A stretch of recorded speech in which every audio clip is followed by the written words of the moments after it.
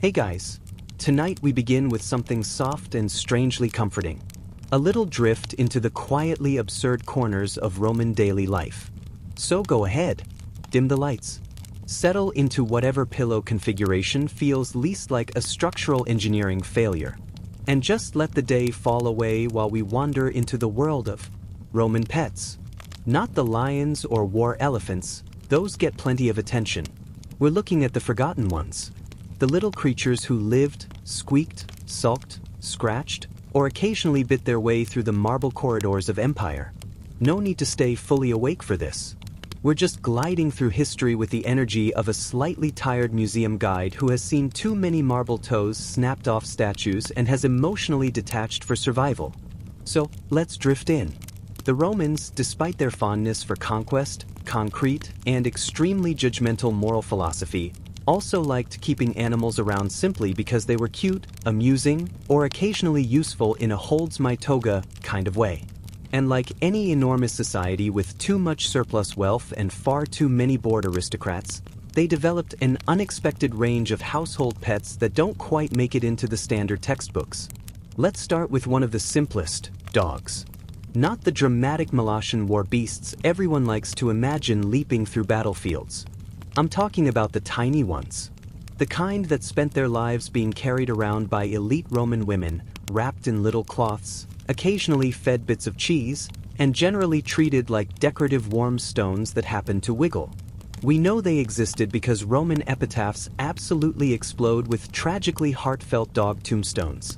And these weren't for heroic hounds who bravely saved their owners from wolves or tax collectors. These were for small household companions with names like Margarita, Pearl, or Lucrio, essentially Little Prophet, which feels both affectionate and mildly judgmental in a very Roman way. One inscription describes a dog named Isa, owned by the poet Martial. Isa was, according to him, more pure than a dove, more playful than a girl's ball, and, this is where Martial's poetic composure falters, a pet so sweet, she seems almost human. He wrote this about his dog while also historically being a man known to write fairly biting insults. So the softness hits even harder. It's like watching a notoriously snarky YouTuber unexpectedly coo over a hamster. But Isa wasn't unusual. Romans loved these tiny lapdogs for their warmth, their charm, and the simple fact that many elites spent their days doing, well, not much. You can only recline in a dining room so many hours without wanting something furry to fill the ambient boredom. Let's float over to another Roman favorite, birds. And not the intimidating eagles on standards. Those are for people who want their symbolism extremely on the nose. We're talking parrots. Romans owned parrots. And they taught them to talk. One parrot became famous for repeatedly saying, Ave Caesar, which is adorable until you imagine that some exhausted enslaved tutor had to stand there for hours coaching this little green creature like an underpaid drama instructor. Even worse, Pliny the Elder, a man whose entire personality was fun facts you didn't ask for, tells us that Roman parrots sometimes greeted their owners by name. He thought this was delightful. We can assume the parrot's victims, or owners, were less thrilled at 5 a.m. wake-up calls from a chatty feathered alarm system with no snooze button. Parrots were expensive. They were imported from India and Africa, fed carefully, given cages, toys, and sometimes staffed with small handlers who probably spent their days thinking, I survived political upheaval, grain shortages, and the occasional street riot, but here I am babysitting a bird. But even parrots weren't the strangest. Not even close. Let's drift gently toward fish. Yes, fish. Romans absolutely loved ornamental fish, especially red mullet. Elite Romans would spend absurd sums on them. Some kept them in carefully engineered indoor pools, mini aquariums that doubled as status symbols. And there was one particularly tragic, tiny story. It involves a man named Hyrieus, a figure known only because he kept pet lampreys. Not to eat, just to admire. Now, lampreys are not cute. They are horrifying little vacuum hoses of nature. But Hyrieus insisted they had personalities. He named them, fed them by hand, and when one died, he mourned it like a lost friend. Seneca, the Roman philosopher who basically lived his life in a prolonged state of disapproval, mocked Hyrieus for what he considered extremely poor emotional investment. But honestly, if the man found comfort in his squirmy, toothy fish, who are we to judge? Romans existed in a brutal world. If your lamprey helps you decompress, that's between you and your aquatic emotional support creature. Moving on to something fluffier, cats. Now, Rome was not a cat-first culture. Egyptians had the cat aesthetic perfected. Romans were more like, this is fine. They're okay. They kill mice, so we'll keep them around. But even so, cats did slip into Roman domestic life. A few Roman villas have mosaics showing household cats sitting with that characteristic feline expression. I live here. I am beautiful. And you will feed me, or I will knock your amphora off the table. One particularly adorable mosaic from Pompeii shows a cat gleefully playing with a captured bird. The creators probably intended it as a symbol of domestic comfort, but now it reads more like early evidence of the cat's moral ambiguity. Cats weren't fully worshipped, but they were appreciated, especially for their rodent hunting. And in a city where food storage was basically put it in a jar and pray, having a cat around was as practical as it was pleasant. But one forgotten Roman pet stands above all in sheer, why did you do this? Energy, dormice. Romans kept dormice. Little fat, sleepy rodents. They kept them as pets, sure, but also, less adorably, as snacks. Which is dark, and we're going to glide past the culinary part because this is a bedtime story, not a psychological horror about ancient dining habits. The pet dormice lived in tiny clay jars with little tunnels and chambers. Basically early hamster habitats. Kids loved them. Wealthy women liked to keep them in pockets when visiting friends, because nothing says, I'm bored, like bringing your rodent to a social gathering. Imagine showing up to a Roman salon, ready to gossip about politics or the scandalous toga choices of the elite, and someone casually pulls out a dormouse like it's the newest accessory. Speaking of accessories, we can drift gently into the realm of pet monkeys. Romans had them. Not common, but not unheard of. Monkeys were mostly kept by the wealthy as a kind of living entertainment device. There are wall paintings of monkeys wearing little leashes, perched on tables, or trying very hard to steal fruit from bowls.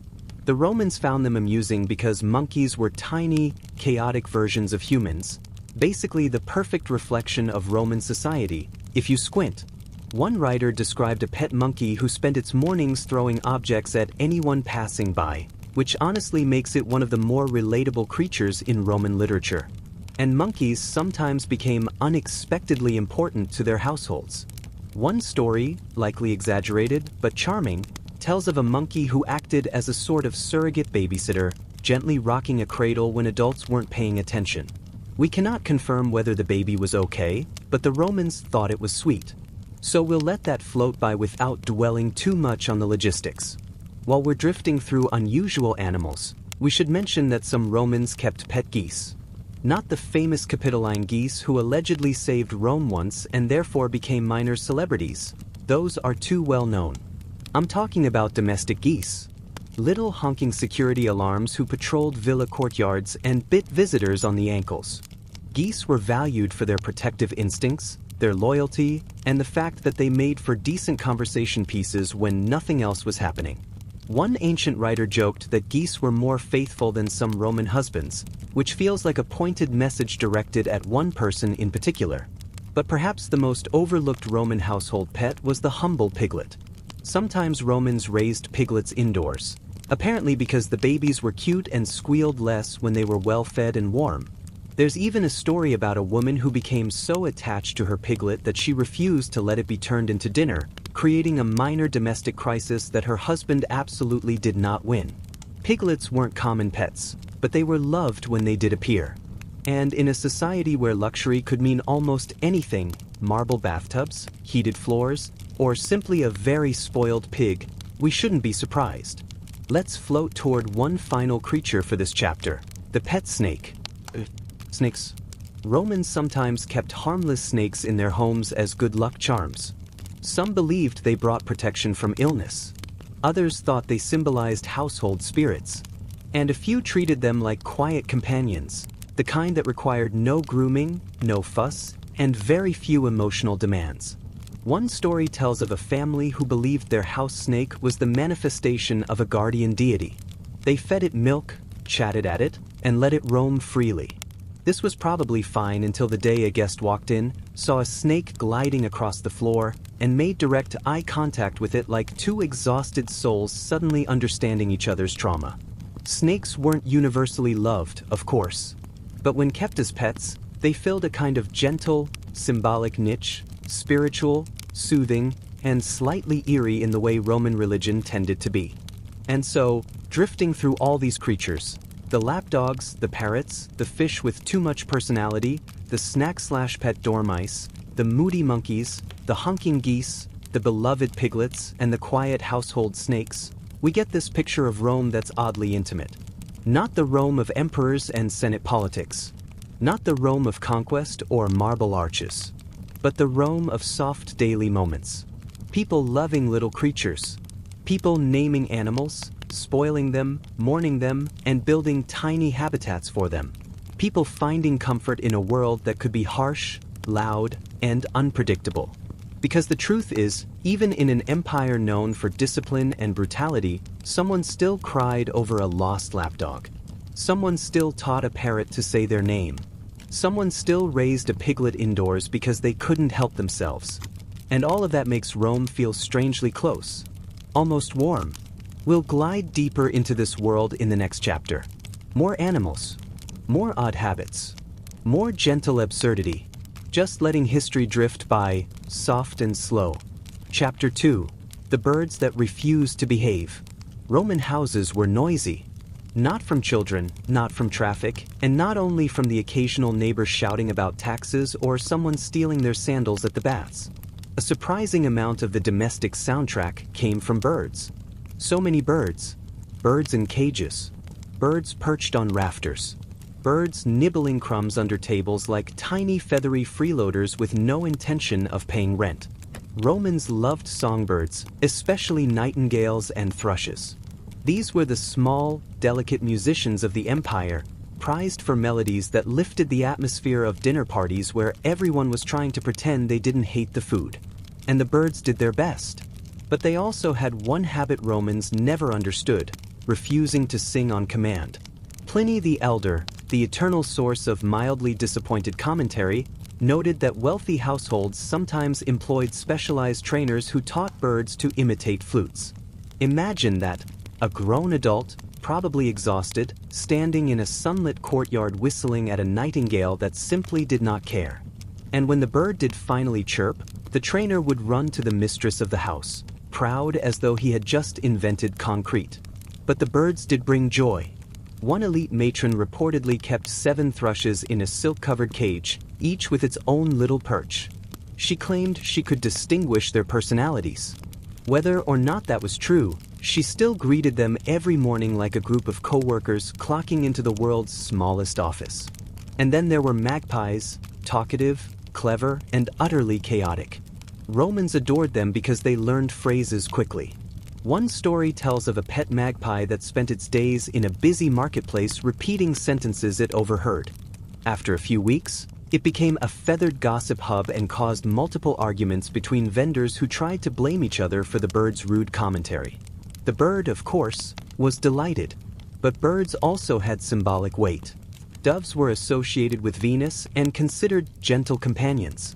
One poet described his pet dove as a small cloud of affection, which is sweet until you realize Romans wrote that kind of thing while sitting in homes decorated with mosaics of gladiators disemboweling each other. The contrast is a little jarring, but that's Roman culture for you. Affection and violence living in the same house, pretending not to make eye contact. Let's drift softly to another feathered presence. Chickens. Rome was famously full of them. Not just for eggs, although the Romans were very attached to their omelets, but as pets. Some chickens were hand-raised specifically to be friendly, which mostly meant they expected treats and judged you when you didn't provide them. One politician became locally famous for owning a rooster so gorgeous that visitors often forgot to compliment the host's decorative statues and instead admired the bird's plumage. The rooster reportedly strutted through the atrium like he owned the mortgage. And honestly, with that level of confidence, he sort of did. Let's drift onward to a different creature entirely, one that slithered its way into Roman domestic life with surprising popularity: lizards. Lizards were everywhere in Roman homes. They warmed themselves on brick walls. They skittered under furniture. And occasionally, they were kept intentionally as pets or as domestic spirits. Now, the Romans genuinely believed some lizards had prophetic abilities. The idea was simple: if a household lizard appeared unexpectedly, it signaled good fortune. This superstition led some families to keep them deliberately, placing tiny bowls of water near sunlit windows to encourage them to stay. One particularly sentimental anecdote survives about a young Roman boy who raised a pet green lizard, carried it in his toga folds, and talked to it while doing homework. His parents shrugged and decided this was harmless and possibly even educational. And in the way of childhood attachments, the lizard eventually became a household fixture, accepted by everyone except visiting guests who occasionally found themselves stared at intensely by a reptile with no eyelids. But lizards served a practical function too: they ate insects. In a warm Mediterranean climate full of buzzing flies, a few small, hungry reptiles were worth their tiny weight in gold. And the Romans, embracing practicality when it suited them, quietly encouraged the arrangement. Sliding gently forward, we reach one of the most charming animals Romans kept: hares. Not rabbits, those were later. Long-legged, fast, slightly nervous creatures with giant ears that made them look perpetually surprised by life. Hares were associated with fertility, the symbolic kind, not the "please multiply in my pantry" kind, so they were often given as romantic gifts. Nothing quite says, "I admire you," like offering your beloved a small animal that may or may not immediately bolt out the nearest window. But many kept hares as indoor pets, raising them from infancy. They were affectionate, soft, and relatively easy to care for, though they did occasionally chew on important scrolls. One Roman writer complained bitterly that his hare had eaten part of a speech draft, which he insisted would otherwise have been brilliant. It probably wasn't, but the hare took the blame anyway. Some villas even had dedicated hare gardens, enclosed spaces where tame hares lounged in the sun. Visitors sometimes described them as soothing, even meditative, which makes sense. Watching a group of floppy-eared mammals quietly grazing is far more relaxing than listening to a senator argue about military budgets. From hares, we drift to something smaller, stranger, and significantly more opinionated: ferrets. Ferrets arrived in Rome for one reason: pest control. They were wriggly, tenacious hunters who took down mice with the enthusiasm of over-caffeinated toddlers. But once Romans discovered that ferrets were also cute, curious, and mildly chaotic, they began keeping them as household pets. Children adored them. Adults tolerated them. Guests were occasionally startled when a ferret popped out from under a couch like a furry surprise. One surviving inscription hints at a noblewoman who kept an entire ferret family in a dedicated corner of her villa.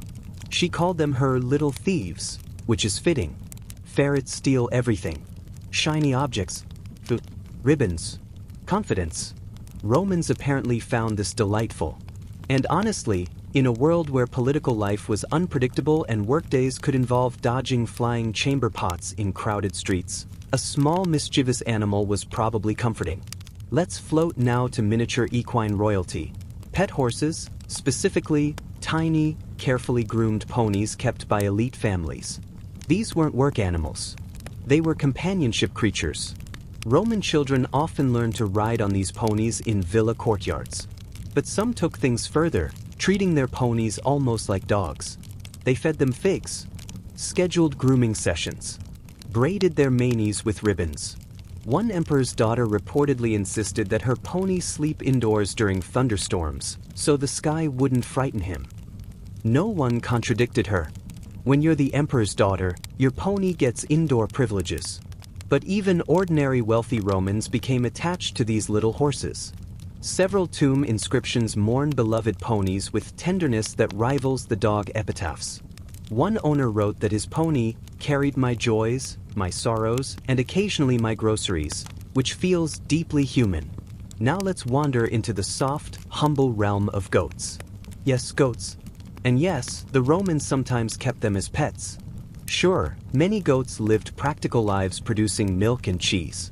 But a few lucky ones were treated more like household celebrities. Small, gentle goat kids were allowed indoors, given nicknames, and occasionally dressed in ribbons for festivals. One story describes a senator, a serious man with serious opinions, who doted on his tiny pet goat more than on his own sons. The goat followed him around the garden, nibbling on flowers and occasionally on senators' togas. When the goat died, the man held a dignified funeral, complete with a small marble marker. His colleagues mocked him privately, but he didn't care. The goat had given him more emotional support than half the Roman Senate. And honestly, he might have been right. From goats, let's float smoothly into stranger waters, exotic pets. Romans loved exotic animals almost as much as they loved flexing their wealth, so the two passions naturally converged. While lions and panthers were kept for spectacle, and we're not touching that because bedtime is not for horror, there were gentler exotic creatures that entered Roman homes in quieter ways. One of the most surprising was the Egyptian mongoose, kept for its snake hunting abilities. But instead of behaving like hyper-focused hunters, these mongooses sometimes bonded with their owners and became affectionate, purring companions. Pliny mentions a household where a mongoose slept curled at the foot of the bed like a furry watchdog. Guests found this odd, but everyone agreed the mongoose earned its keep. Meanwhile, wealthy traders brought home strange birds, brightly colored African species, some with long curved beaks, others with feathers so vivid they were mistaken for dyed cloth. These birds lived in airy aviaries, and their owners boasted about them during dinner parties the way people today show off impressive indoor plants. And then, drifting gently, we reach one of the most touching stories, the Emperor Tiberius and his pet fish. Tiberius was not known for being cuddly. In fact, his personality hovered somewhere between perpetually unimpressed and actively unpleasant. But even he found one soft spot, a fish living near his villa on Capri. According to Suetonius, a man who never resisted a good rumor, Tiberius fed this fish by hand and believed it recognized him. When the fish once appeared with a wound, Tiberius apparently became upset and ordered staff to protect it. Was this true? Possibly not. But it says something about Roman sensibilities that the story survived.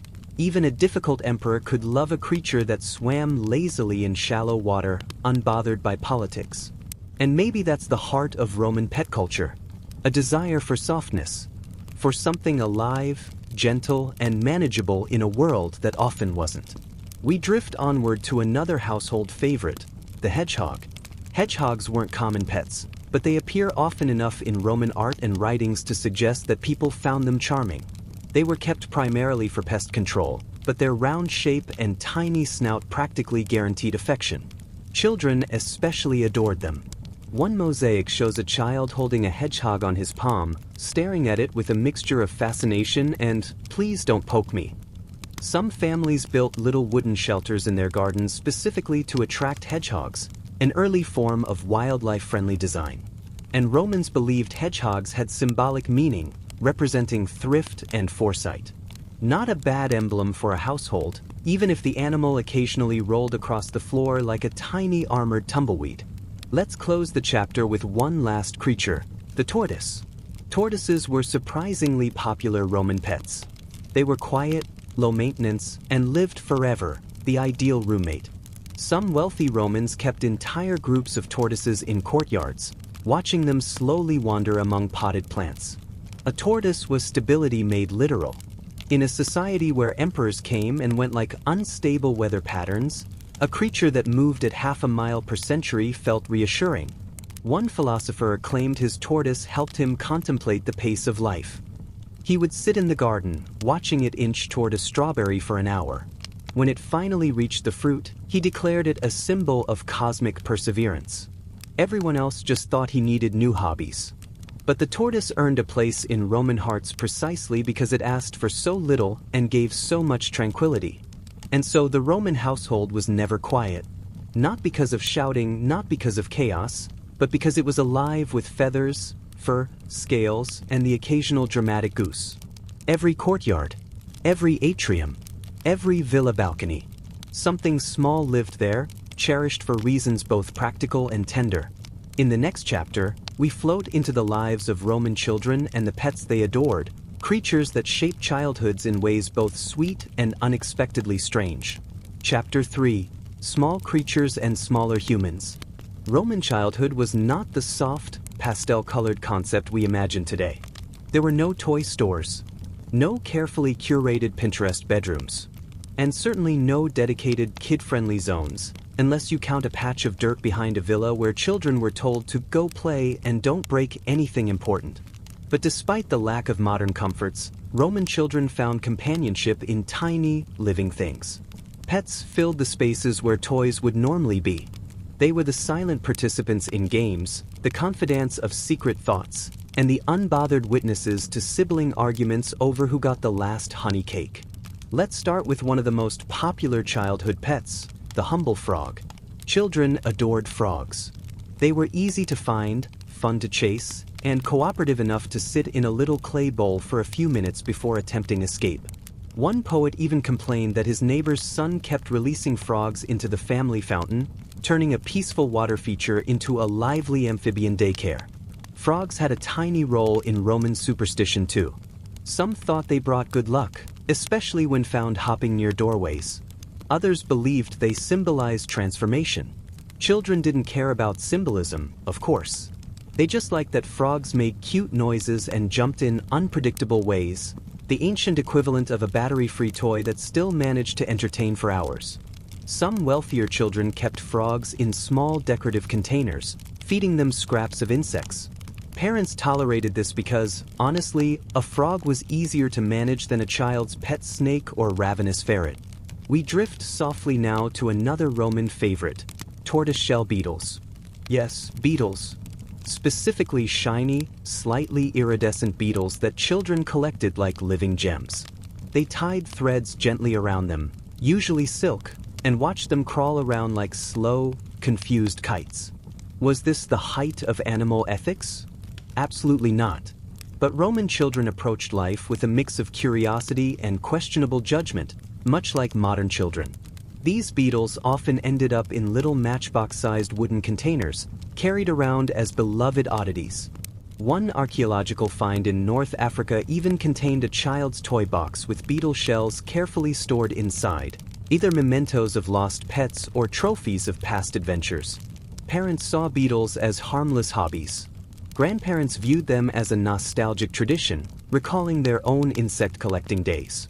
And beetles themselves contributed silently, their shimmering backs serving as reminders that even a small creature could capture a child's imagination. Moving onward, we reach one of the most heartwarming Roman childhood companions, the goose chick. Adult geese could be vicious, aggressive, loud enough to wake the entire neighborhood for no reason whatsoever. But goose chicks were fluffy, round, and somewhat gullible, perfect for small hands to cradle. Children raised these chicks the way modern kids care for plush toys, except the toys occasionally pecked them. The chicks followed humans around, imprinting on them, trailing behind like tiny feathery shadows. A little Roman girl walking through her courtyard with a gaggle of fuzzy yellow pets trailing behind must have been a common sight. One writer described a boy who kept 4 goose chicks and insisted they sleep beside him every night, causing a domestic crisis when they grew large enough to honk at 3 a.m. His mother put a stop to it, but the emotional attachment lasted. He grew up to donate a small marble statue of a goose to a local shrine, a gesture that probably confused the priests but warmed the hearts of anyone who knew him. Now let's float gently into the world of Roman dolls, which weren't pets, but often included them. Roman dolls were usually made of wood, bone, or ivory. Many were beautifully carved. But what's interesting is how often these dolls had pets carved alongside them. Tiny dogs, rabbits, even little birds perched on the doll's arm.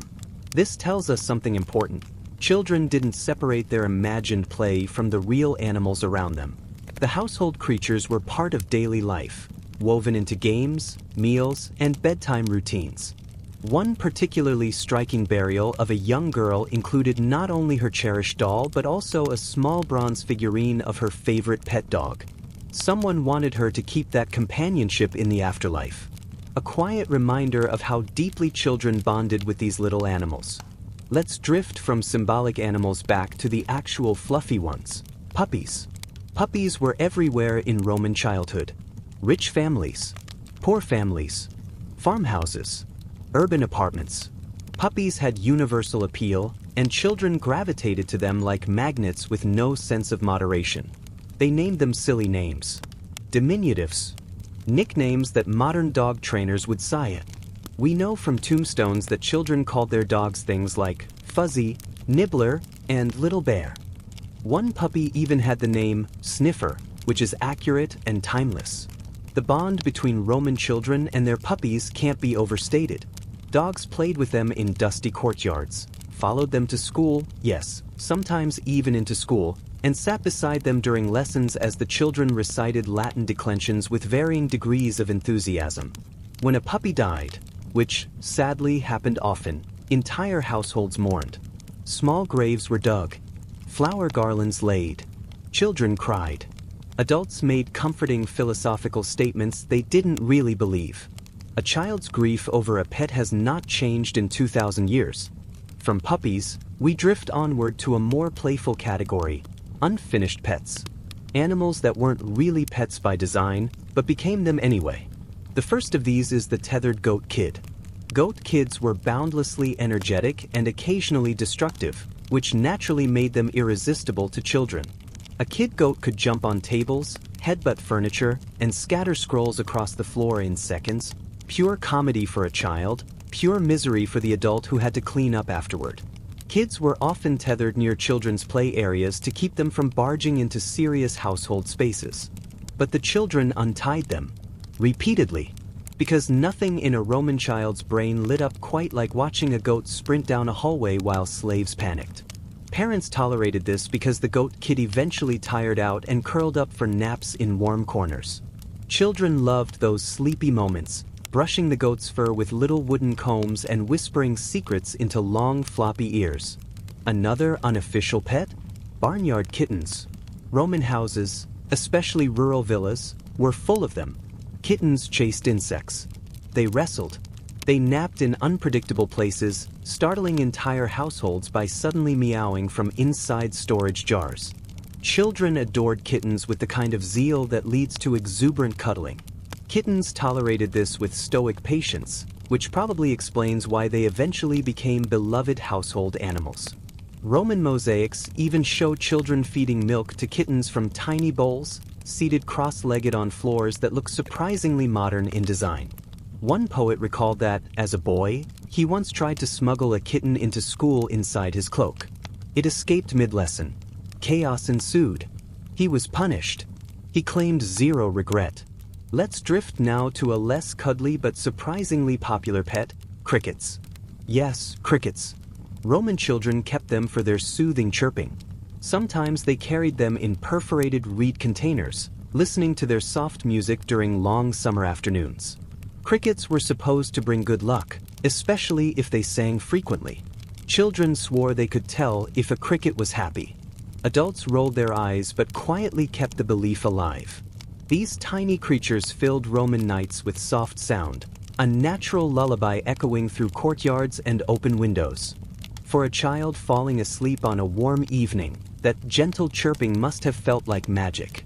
One of the strangest but most beloved childhood pets was the house mouse. Not the wild ones, though children occasionally befriended those too, but intentionally raised domesticated mice. They were kept in small wooden cages with little wheels, tunnels, and food trays. Some had patterns bred into their fur. Others were selected for gentleness or size. Children painted them, decorated their cages, carried them around wrapped in scraps of linen like miniature royalty. Adults generally disapproved but allowed it as long as the mice didn't escape into grain stores, which they inevitably did. Cue a lecture, a scolding, and another mouse being smuggled into the house the following week. Now we drift toward one of the sweetest Roman childhood traditions, naming animals after family members. Children did this often, sometimes to honor someone, sometimes to irritate them. A child might name his beetle after his father, which was taken as a charming joke, or name his favorite goose chick after his sister, which caused arguments because the goose was loud, dramatic, and pecked people without warning. Animal naming served as an emotional outlet. Roman children lived in a rigid world. Adults expected discipline, stoicism, obedience. Pets were the one space where free imagination was allowed. And then there were storytelling pets, animals that inspired games, myths, and bedtime tales. A child with a tortoise might invent an entire heroic saga about it traveling across the empire, slowly but bravely. A girl with a dove might imagine it as a messenger of Venus carrying secret letters. A boy with a frog might insist it could predict the weather, and adults pretended not to notice how often the frog was wrong. These stories built the inner worlds of Roman children, private universes shaped by the small creatures living around them. Finally, we drift to one of the most touching realities of Roman childhood. Pets helped children process emotions. In a world filled with illness, short lifespans, and constant change, animals were steady companions. A child could cry into the fur of a puppy, whisper dreams to a tortoise, laugh at the antics of a mischievous goat, feel a sense of control by caring for something vulnerable. Parents noticed this.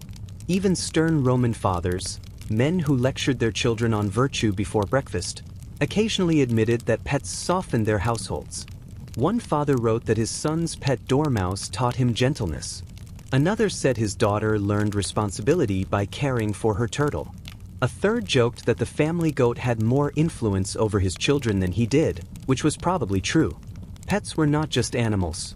They were emotional anchors, quiet companions in a noisy world, tiny teachers of empathy. And for Roman children, they were often the first beings they truly loved. In the next chapter, we float into the lives of Roman working animals who blurred the line between companion and colleague, creatures who served, assisted, and occasionally sabotaged daily life with charming stubbornness. Chapter 4. Imperial birds who lived better than most senators. Let's drift into the world of Roman birds. And yes, it turns out Roman elites were absolutely determined to turn every creature with feathers into either a political symbol, a luxury flex, or an emotional support animal they pretended not to have. Birds, in the Roman imagination, were somewhere between divine messengers and strangely needy roommates. And the upper classes kept them in ways that ranged from touching to mildly unhinged. So we'll start with the obvious feathered celebrities, eagles. Now, no one in Rome technically owned an eagle the way one owns a pet, unless you count the state itself. But individuals certainly pampered them, trained them, fed them, gave them elaborate perches, and treated them with more respect than roughly 70% of their extended family. The aquila, the standard of a legion, was sacred. Losing one was a humiliation so intense that entire wars were restarted just to get one shiny bird emblem back. But behind that intimidating symbolism was the real animal, a live eagle raised, guarded, and handled by specialists who were essentially ancient bird dads. These men fed the eagles prime cuts of meat even during supply shortages, tucked them into wind-protected alcoves, and cleaned their feathers with soft cloths while half of the army lived on barley mush and resented everything. There are bits of evidence hinting that some commanders became weirdly attached to the legionary eagle handlers, and sometimes even the eagles themselves. A few sources suggest generals spoke to the birds before battle, which feels a bit like giving a pep talk to your boss's emotional support falcon. It also makes you wonder how many soldiers pretended not to notice their commanding officer telling a large bird that it was the pride of Rome, while everyone else tried not to blink too loudly.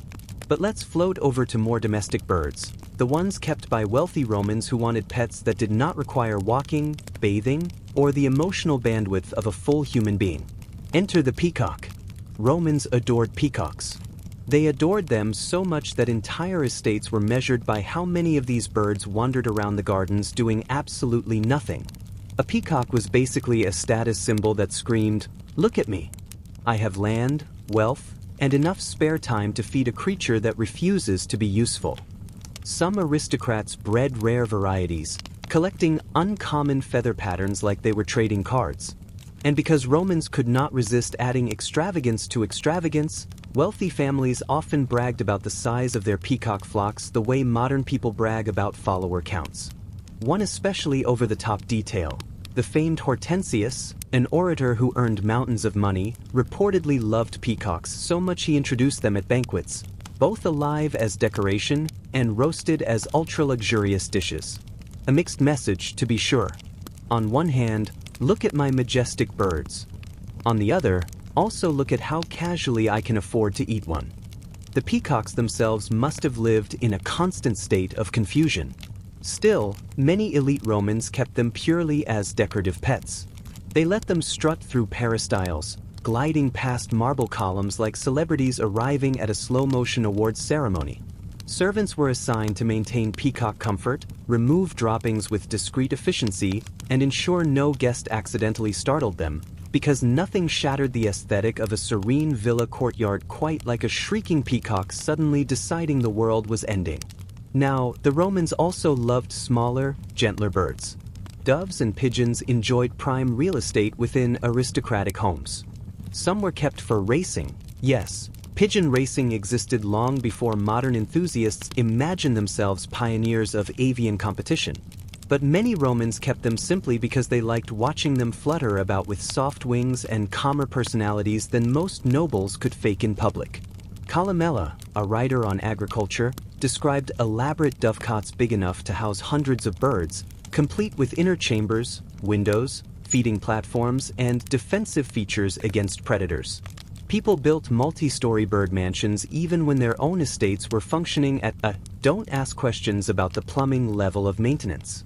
And while most Romans used pigeons for food, fertilizer, or profit, elite families sometimes singled out a few favorites, giving them names like Flaccus, Fluffy, or Nivella, Little Snow, and hand-feeding them treats while pretending it was all perfectly rational behavior for a powerful senator. Some of these pigeons lived startlingly long lives. A particularly cherished bird was reportedly buried in a child's tomb, which raises questions. Was the bird the child's pet? Was the bird the family's pet? Or did someone decide the bird deserved a level of afterlife companionship the child may or may not have agreed to? Another quiet little avian obsession emerged with parrots. Romans absolutely adored talking birds. It didn't matter what they said, even a shaky ave was enough to send owners into spirals of pride that their feathered roommate had achieved the verbal skills of a mildly distracted toddler. Traders imported African gray parrots, Alexandrines, and other bright-colored species.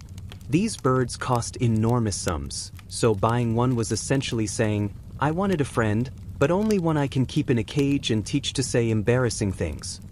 One writer complains about a woman who spent huge sums on her chattering parrot, while spending virtually nothing on her actual slaves or household repairs. It's very on brand for Rome that a bird got luxury treatment while the roof might have been one good rainstorm away from collapse. Some parrots ended up famous. Martial, the poet, writes epitaphs for 2 parrots, fictional or otherwise, lamenting their skill in speech and their gentle nature. These parrots, as Martial tells it, charmed entire dinner parties. Imagine being a guest at an elite Roman feast and hearing a bird recite clunky Latin compliments while everyone pretended that was entirely normal. Then we have nightingale owners. Nightingales were prized for their singing. People kept them in small cages, sometimes indoors, sometimes in carefully constructed garden aviaries. But here's the strange part. Some Romans trained them to sing specific melodies. Yes, even in ancient times, there were people out there teaching wild birds to perform like tiny feathered music boxes. Pliny the Elder mentions nightingales capable of repeating complex patterns, even imitating flutes and human voices. Romans would sit quietly, possibly for hours, listening to these birds perform, gently rocking in rhythm, as though nature itself were trying to soothe their political stress. Which, given Roman political stress levels, was probably necessary. But nightingale care was not for the impatient. Owners fed them delicately chopped foods, cleaned their cages multiple times a day, and sometimes gave them warmed wine-soaked bread in winter. That's right, a bird could get hot mulled wine while half the city froze under drafty roofs and low-quality cloaks. And yet even nightingale ownership had its weirdness. One source describes an aristocratic man whose nightingale refused to sing one season, possibly due to age or cold weather. The man held a small morning ritual and declared himself bereft of song. His household rolled with this dramatic development because Roman nobles famously believed that if you're going to be sad, you might as well be performatively sad. Now, let's float toward birds that served a messier purpose: geese. Specifically, the geese of the Capitoline Hill. These famous birds supposedly saved Rome by honking loudly when Gallic invaders attempted a stealth attack. Ever since, Romans held geese in semi-sacred regard. And though many were kept more for tradition than companionship, some individual birds became beloved mascots of the temple complex. Geese received daily offerings. They had caretakers. They got fed better than many residents of the poorer districts. Some accounts claim that special geese lived out their days in protected areas, immune from being turned into dinner. Essentially, they were historical celebrities with feathers, loud voices, and lifetime pensions. But not every Roman who kept geese did so for symbolic reasons. Some wealthy households kept them as alarm systems. Geese can be territorial, loud, and quick to bite, qualities aristocrats valued because burglary was a recurring problem. So yes, rich Romans had attacked geese. A fully sanctioned, feathered security squad. And because Romans loved to fuss over anything they owned, some of these geese received affectionate nicknames like Alba or Gravis, and got little decorative ribbons tied around their necks on festival days. Imagine being an intruder in the quiet of night, creeping through an opulent villa, only to be loudly confronted by a goose wearing festive accessories. Finally, we reach one of Rome's more whimsical bird-related hobbies: the construction of entire garden aviaries. Wealthy families built enormous enclosures where dozens of species could coexist in carefully curated harmony. Birds fluttered among trees imported from far-off provinces. Little streams ran through the enclosures. Servants scattered seeds at precise intervals. This was the Roman equivalent of having a very expensive hobby that required absolutely constant maintenance. These bird gardens served as meditation spaces, conversation starters, and sometimes the equivalent of a personal therapy room. Senators strolled through them during stressful afternoons, listening to the chirping and thinking deep political thoughts like, should I betray my colleague tomorrow, or wait until after lunch? The aviaries were usually introduced to guests with gentle pride, as though the owner had single-handedly saved all bird life in Italy. People complimented the layout, the species variety, the pleasant sounds. But of course, this being Rome, there was always competition. Noble families compared aviary sizes. They bragged about rare birds and unusual colors. Someone somewhere always insisted their birds were more musical, more loyal, or more emotionally attuned. In private, though, many of these aristocrats probably treated their birds as quiet little confidants. Creatures to watch, feed, and fuss over on days when political life was draining and social life was a parade of forced smiles. So, Roman bird ownership, from the grand military eagle to the pampered nightingale, reveals a softer, stranger side of Rome. A world where status was measured in plumage, where birds received spa-level care, and where even stern old statesmen sometimes paused to whisper compliments to a cage. And with that, let's glide over to the next chapter, where Romans took their love of animals to even more peculiar places. Chapter 5. The Roman elite and their overly pampered fishlets drift into calmer waters now, literally, because the Romans didn't just keep pets on land or in the sky. Some of their most cherished, spoiled, and quietly absurd companions lived underwater. And no, we're not talking about the practical fish kept in ponds for dinner. We're talking about the other ones. The fish who were never meant to be eaten. The fish who lived in luxurious pools that looked better than most public baths. The fish who had names, moods, complicated relationships with their owners, and occasionally reputations more dramatic than their human counterparts. So, let's ease into this aquatic world with the aristocrats who preferred their emotional support animals slippery.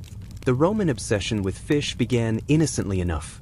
Wealthy landowners liked having pretty ponds on their estates. Fish were calm, decorative, and required less emotional fuss than a pet dog or a tuneful nightingale with performance anxiety.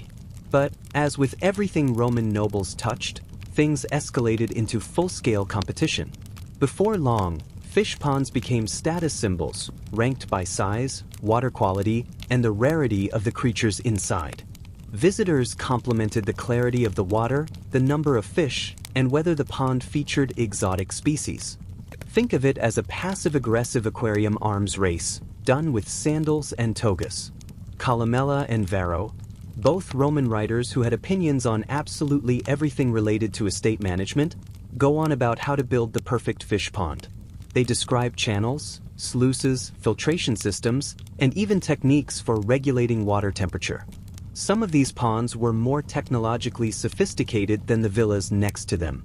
A guest could walk into a noble home and find a leaking roof, wobbly columns, and smoke-stained walls, then stroll into the garden and discover a fish pond operating with the precision of a small naval base. But the real hysteria began with a certain species, the murena or moray eel. If you're imagining a creature that looks like a suspicious underwater sock puppet with teeth, you're correct. And yet, Roman elites adored them. They found moray eels elegant, mysterious, and beautifully slithery in a way that made them perfect luxury pets. Wealthy owners built seawater ponds just for these eels, piping in fresh ocean water through elaborate channels. The ponds had shade structures, stone decorations, and sometimes marble edges, because even your eel deserved a tasteful environment. The most famous eel lover of all was Lucius Licinius Crassus, a wealthy orator whose favorite eel allegedly had earrings. Earrings? On an eel? Even Pliny the Elder, a man who wrote about volcanic eruptions like they were mildly interesting inconveniences, had to pause and comment on how deeply unusual that was. The story goes that Crassus adored this eel so much he hand-fed it, talked to it, and displayed it with a kind of paternal pride. When it died, he reportedly wept. Other senators made fun of him, which is impressive considering half of them were involved in equally bizarre hobbies. But Crassus didn't care. He loved his eel, and that eel lived like royalty. Another famous figure in eel enthusiasm was the aristocrat Hortensius, known for being dramatic even by Roman standards. One source claims he held a full funeral for a beloved murena. Yes, an eel funeral. With speeches. Possibly with mourners. Possibly with a small shrine. The details are sadly vague, but the emotional commitment is crystal clear. Still, not every eel owner was affectionate. Some had complicated relationships with their aquatic pets. Affectionate one moment, irritated the next. One man, named Pollio, was rumored, in extremely suspect sources, to punish slaves by throwing them into his eel ponds. While historians widely reject the accuracy of this story, it reveals how quickly people were willing to imagine Romans doing something unhinged with their pets. Romans adored telling bizarre animal anecdotes about each other, especially when political rivals were involved. But let's float away from exaggerated tales and toward more charming ones. Many Romans routinely named their fish and trained them to approach during feeding. Seneca writes about fish recognizing their owners, and while this might be Seneca stretching reality because he enjoyed moralizing about everything, it also suggests how much time Romans spent watching and interacting with their aquatic companions.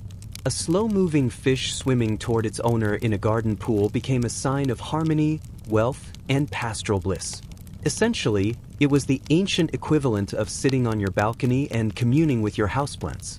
Richer Romans went even further. They created mixed-species ponds with fish that could coexist peacefully: carp, mullet, trout, carefully selected not for eating, but for aesthetic compatibility. These ponds had gentle slopes, decorative stones, and small waterfalls that produced pleasant sounds. Owners sat nearby on benches, watching their fish glide by with serene indifference, which is exactly the emotional tone a Roman aristocrat aspired to anyway. Then there were the saltwater ponds, the ultimate flex. These required proximity to the sea, expensive engineering, and constant labor to maintain proper salinity. They were so complicated to build that possessing one was essentially saying, "I have more money than patience, but fortunately I don't need patience when I have money." Sergius Orat, a wealthy Roman famous for his oyster farming, built some of the earliest luxury fish ponds. He turned aquaculture into performance art. His ponds became so admired that people toured them as though they were temples. The fish inside were pampered, well-fed, and protected by specialized caretakers. And Orata naturally bragged constantly. Let's drift toward another side of Roman aquatic companionship, the decorative fish kept indoors. Wealthy Romans installed large clay or glass vessels for ornamental fish, placing them near windows to catch the light. Glass was expensive in Rome, so having a translucent fish jar was a subtle status signal, the ancient equivalent of having a designer pet terrarium. Some of these bowls contained small exotic species imported from the Red Sea or the Nile. Owners fussed endlessly, adjusting water levels, adding little stones or shells, and feeding the fish tiny portions of soft food. These household fish were essentially tiny, glimmering members of the family. Not important enough to earn funerals like Crassus's eel, but important enough to earn affectionate nicknames and occasional poetry. Speaking of poetry, Martial, Rome's goat for snarky commentary, once joked about a man who spent more time watching his fish than talking to his guests. It was a gentle jab, of course, because half the elite probably did the same thing. Fish were soothing, silent, and incapable of gossip. Ideal Roman companions. One of the strangest but most charming habits among wealthy Romans was talking to their fish. It wasn't unusual for owners to stroll along their garden ponds murmuring to the creatures inside, praising their colors, complaining about the weather, or unloading mild frustrations. Senators were known to de-stress by feeding crumbs to groups of eager fish while muttering about political rivals. The fish probably understood absolutely nothing but appreciated the crumbs anyway. Some fish ponds even became family heirlooms. Generations maintained the same ponds, the same species, even the same lineage of fish. A family might proudly claim their mullet descended from fish kept by an ancestor during the Republic. It was sentimental, slightly exaggerated, and entirely predictable for Romans, who adored attaching lineage to anything, including pets. And then there were fish used for divination. While not exactly pets, these fish lived in sacred ponds overseen by priests. Many became semi-famous as omens or symbols. People watched how they moved in the water, interpreting patterns as good or bad fortune. Inevitably, some priests must have grown attached to them, feeding them extra treats on quiet evenings and whispering prayers to the pond as though the fish themselves might carry the messages somewhere helpful. But beyond all the eccentricity, Roman fish-keeping reveals something surprisingly soft about the elite. These were people who wielded enormous power, commanded armies, schemed politically, and lived under constant pressure. And yet, many chose to spend their quiet hours tending to fish, watching them, caring for them, building watery sanctuaries for them, even grieving them. Fish were calm, predictable, non-judgmental. They existed in their own slow world, a perfect contrast to the tense, backstabbing reality of Roman public life.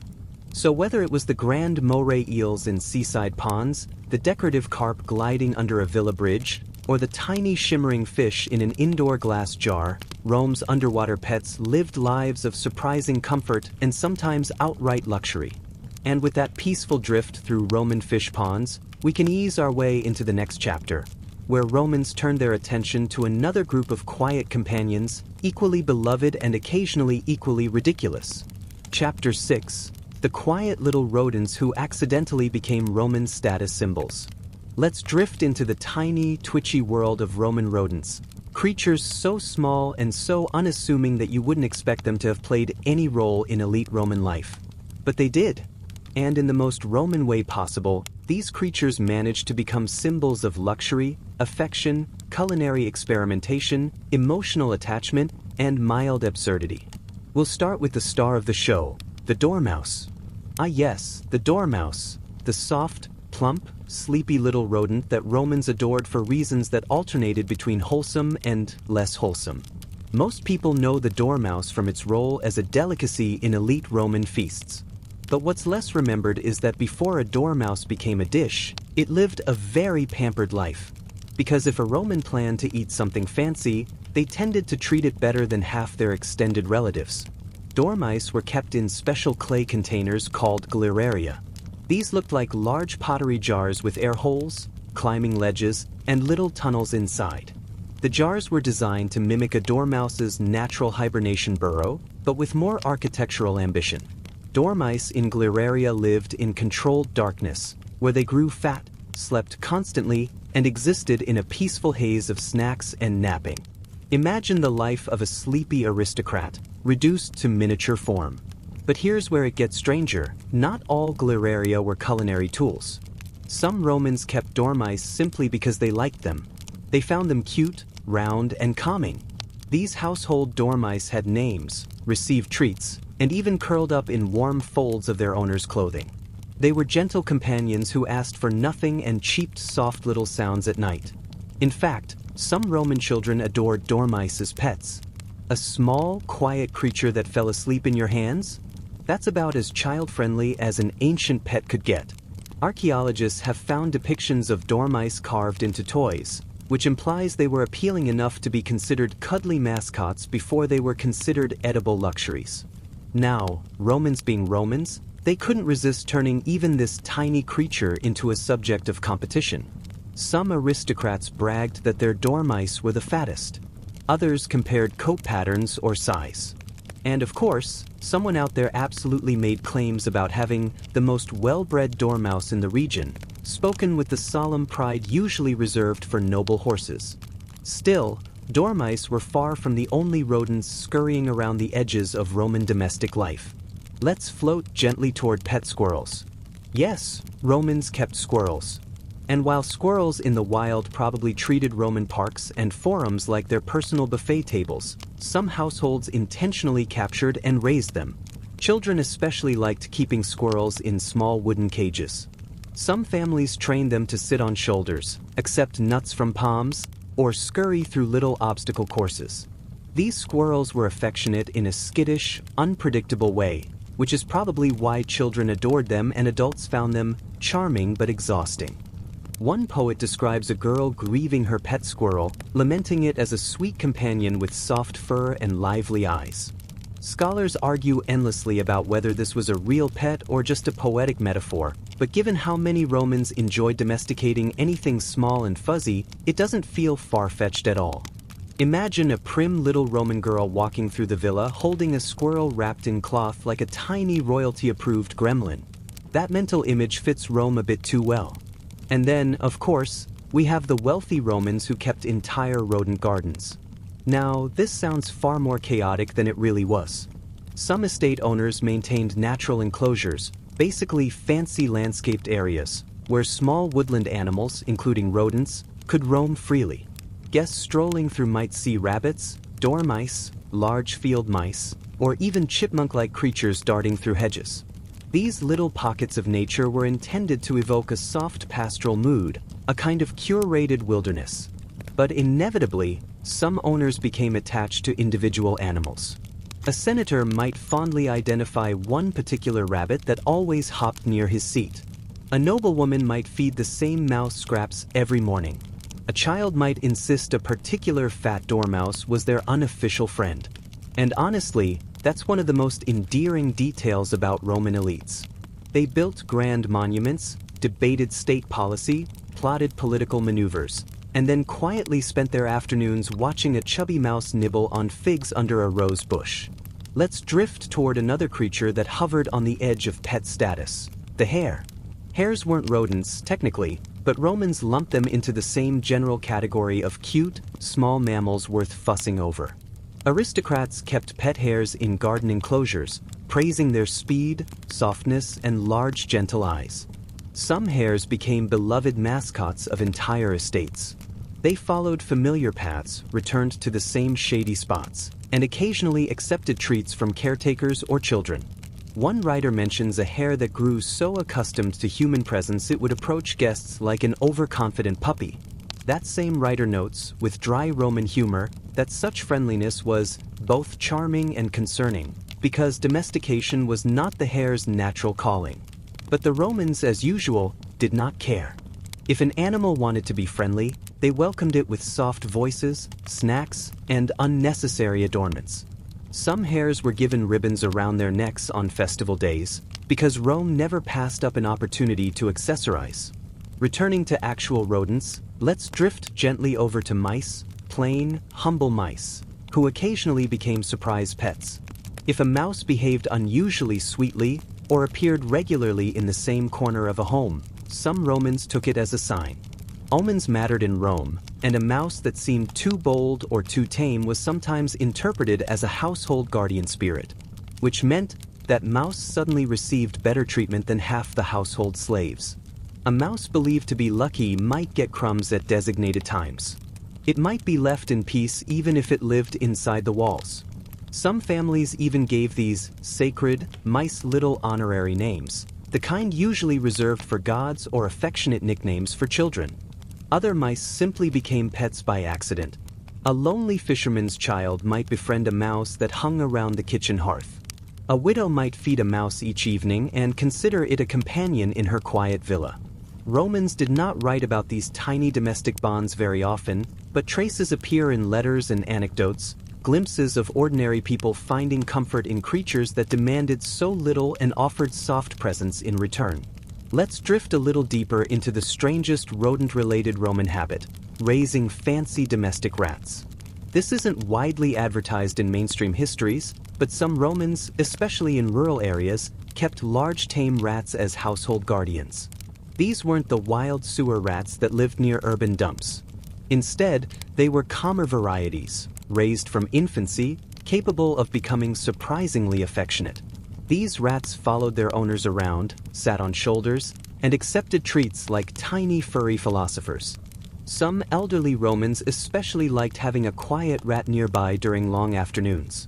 A rat didn't talk back, didn't require walking, and didn't challenge anyone's authority. It just existed.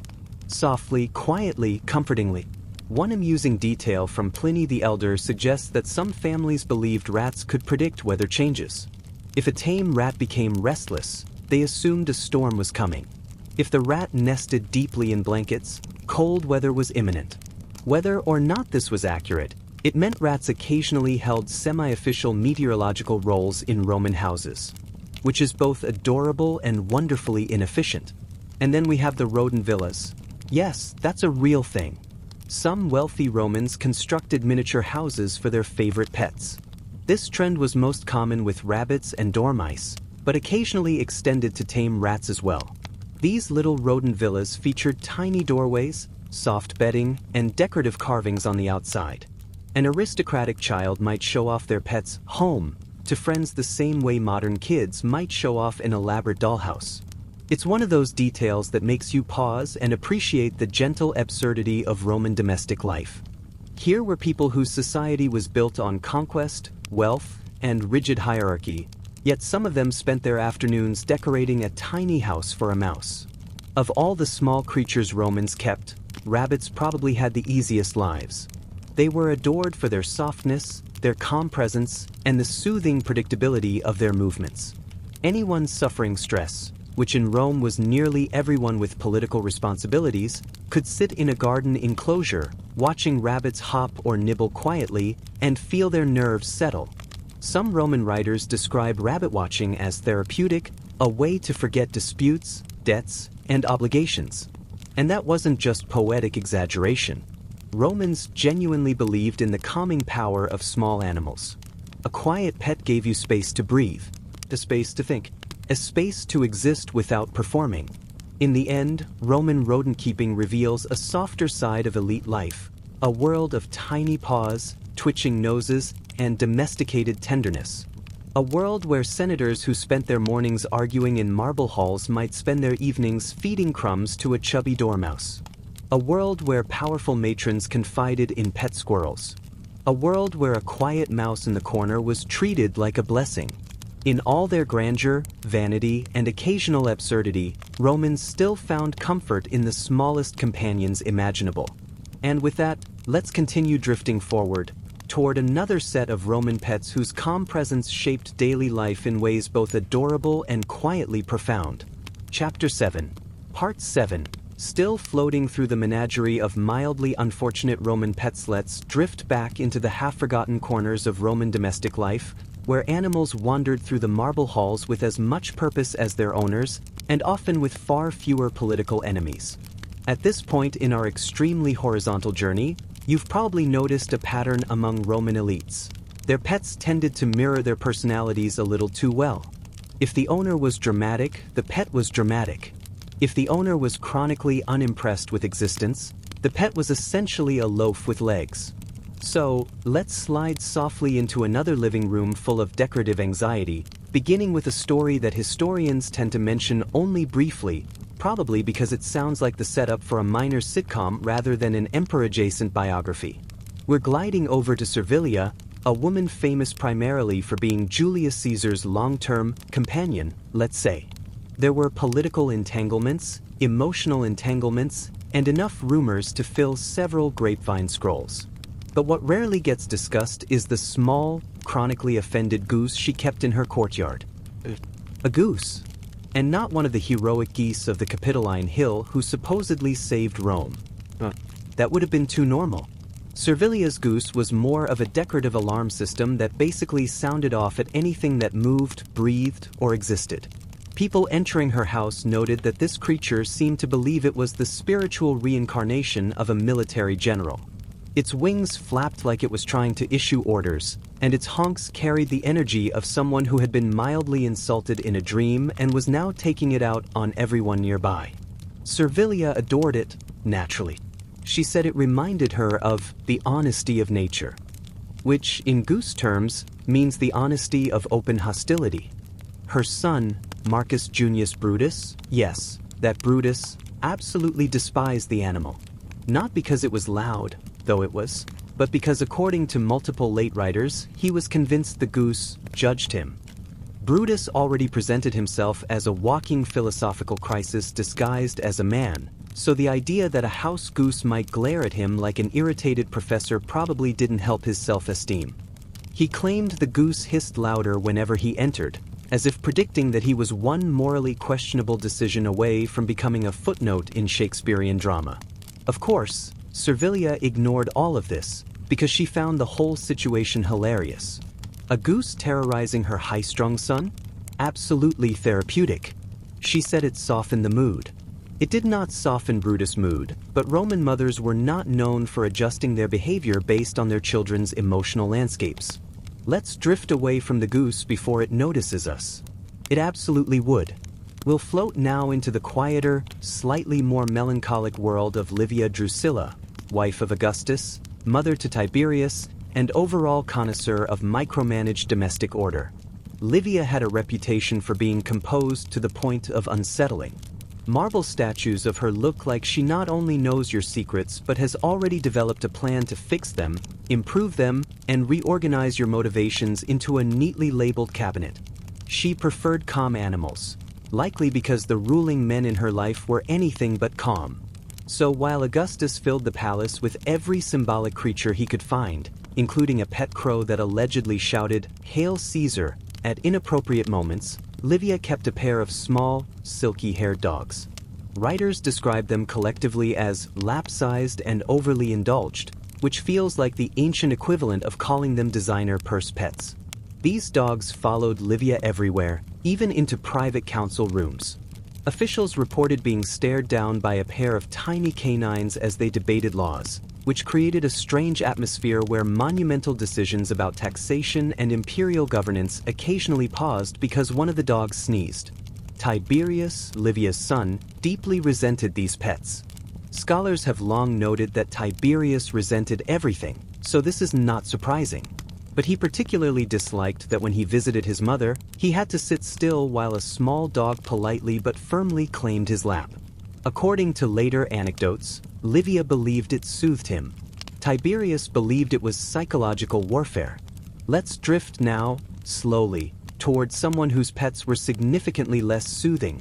Emperor Caracalla, a man who made questionable choices in every possible category, including his personal menagerie.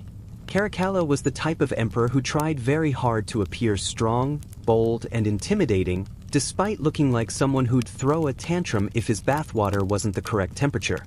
So instead of a normal pet, he kept a large, muscular mastiff that mirrored his entire personality: loud, overconfident, and suspicious of everyone except perhaps two people in the entire empire. The dog was allowed to accompany Caracalla during audiences, an arrangement that made senators extremely nervous. Not because they feared the dog would attack, but because Caracalla had trained it to bark whenever he raised his eyebrow. Senators had no idea whether the dog's reactions were meant to reflect imperial disapproval or whether Caracalla was just entertaining himself.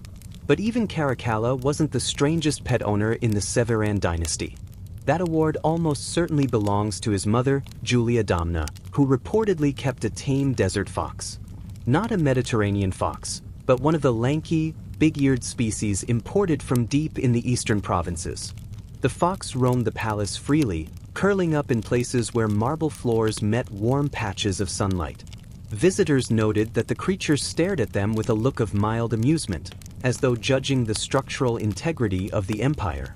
Julia Domna loved to stroke the fox absent-mindedly during philosophical debates, which gave the whole scene a peculiar vibe. A highly educated Syrian empress surrounded by scholars, calmly petting what looked like a sleepy woodland deity. Historians rarely mention the fox except in passing, but it does appear in some late sources as the little desert sentinel. It would wander into rooms, glance around as if performing a security check, and then wander out again. Julia claimed it was cleaner and more graceful than most imperial advisors. No one disagreed, partially because she was brilliant and partially because contradicting her was an excellent way to shorten one's lifespan. Now let's glide toward a more obscure but oddly charming figure, Aulus Vitellius, better known simply as Vitellius, one of the fleeting year of the four emperors' rulers. Vitellius is usually remembered for his enthusiastic relationship with food, a polite way to say he had strong culinary opinions and even stronger appetites. Fewer people acknowledge his pet, or rather, his entourage of pets. Vitellius kept a rotating collection of animals rescued from the kitchens. When cooks prepared to butcher birds or rabbits, he'd occasionally wander in, decide the creature looked too adorable to eat, and adopt it on the spot. This resulted in a household filled with mismatched, slightly startled animals who seemed to be living entirely by accident. Visitors wrote that the palace smelled faintly of roasted spices and feathers, with random chickens wandering through hallways wearing ribbons tied by servants so the staff knew they were not meant for dinner. Vitellius insisted this was merciful governance. The cooks found it extremely inconvenient. And since we're already drifting through the year of the four emperors, let's float briefly over to Otho, who ruled before Vitellius and had deeply different priorities. Otho adored grooming. He carried mirrors. He curled his hair. He spent so much time on his appearance that Plutarch claims he once delayed a military operation because he couldn't locate the correct scented oils. So naturally, he kept a small pet monkey who also had a dedicated grooming routine. This monkey allegedly sat beside Otho as he applied perfume, mimicking his movements and occasionally adjusting his hair. The resemblance was apparently uncanny. Otho saw it as a delightful companion. Generals saw it as a symbolic representation of Otho's leadership qualities, which, to be fair, were not entirely unlike a well-groomed primate attempting diplomacy. Let's drift onward before Otho starts spraying cologne at us. Now we'll float gently into a quieter domestic world again, the home of Pliny the Younger, a writer, statesman, and chronic oversharer whose letters give modern historians insight into everything from volcanic eruptions to his favorite fountain installations. Pliny kept a pet dog that appears in multiple letters with surprising emotional depth.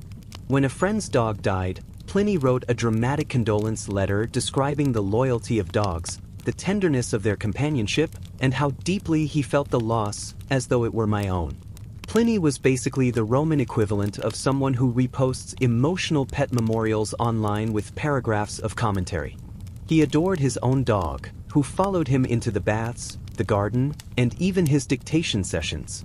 The dog would circle Pliny's writing desk, occasionally placing its head on his knee, which Pliny interpreted as support for his literary genius. Whether the dog actually supported this or simply wanted a snack remains unclear.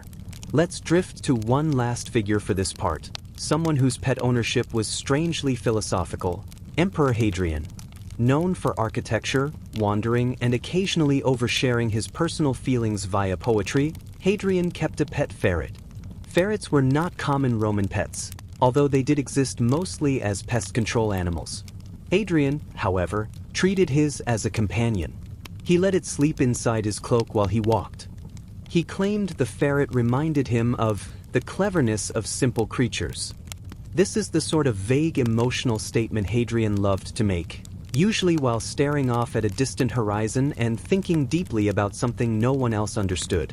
The ferret, for its part, seemed perfectly content. It slept. It peeked out from folds of imperial fabric. It occasionally startled servants by darting under chairs like a streak of determined fluff. And according to one anecdote, it once escaped during a formal dinner, causing several senators to assume a bad omen was unfolding. Hadrian calmly retrieved the ferret, placed it back under his cloak, and continued eating as though nothing had happened. And that feels like a good drifting point to pause. Floating among geese with grudges, desert foxes with political insight, decorative chickens with diplomatic immunity, and emperors who let tiny mammals sleep in their robes. Chapter 8. Exotic and slightly confusing Roman companions. Let's gently drift into a world where Roman pet ownership gets a little more exotic. Because by this point, the aristocracy had established a simple pattern. If it existed, they wanted one, they wanted it rare, and they wanted it slightly inconvenient. Birds? Fish? Dormice and squirrels? Now it's time for the animals that made visitors pause, lean in, and murmur, "Wait, that's a pet?" We'll start with monkeys, who were relatively common in wealthy Roman households. Most people kept small species, typically imported from North Africa or the eastern provinces. These monkeys had many functions: entertainment, conversation companions, and sometimes as living mirrors for their owner's vanity. Imagine a small, inquisitive primate perfectly imitating your gestures, jumping on furniture, occasionally knocking over a cup of wine. Essentially a tiny, furry personal assistant with zero qualifications. Monkeys often wore collars or little harnesses, and some were trained to perform simple tricks. Pliny mentions one particularly clever monkey who would fetch fruit from a tree and deliver it politely into its owner's hands. The same monkey, however, was prone to flinging figs at guests during parties. Romans apparently considered this charmingly mischievous, which is one of those cultural differences that, in hindsight, seems terrifying. Emperor Augustus reportedly kept a monkey or two in his private quarters. These monkeys were carefully curated to avoid becoming too chaotic. One story tells of a particularly clever monkey who learned to imitate human laughter. The emperor reportedly found this so amusing he invited foreign dignitaries into his private garden just to demonstrate it.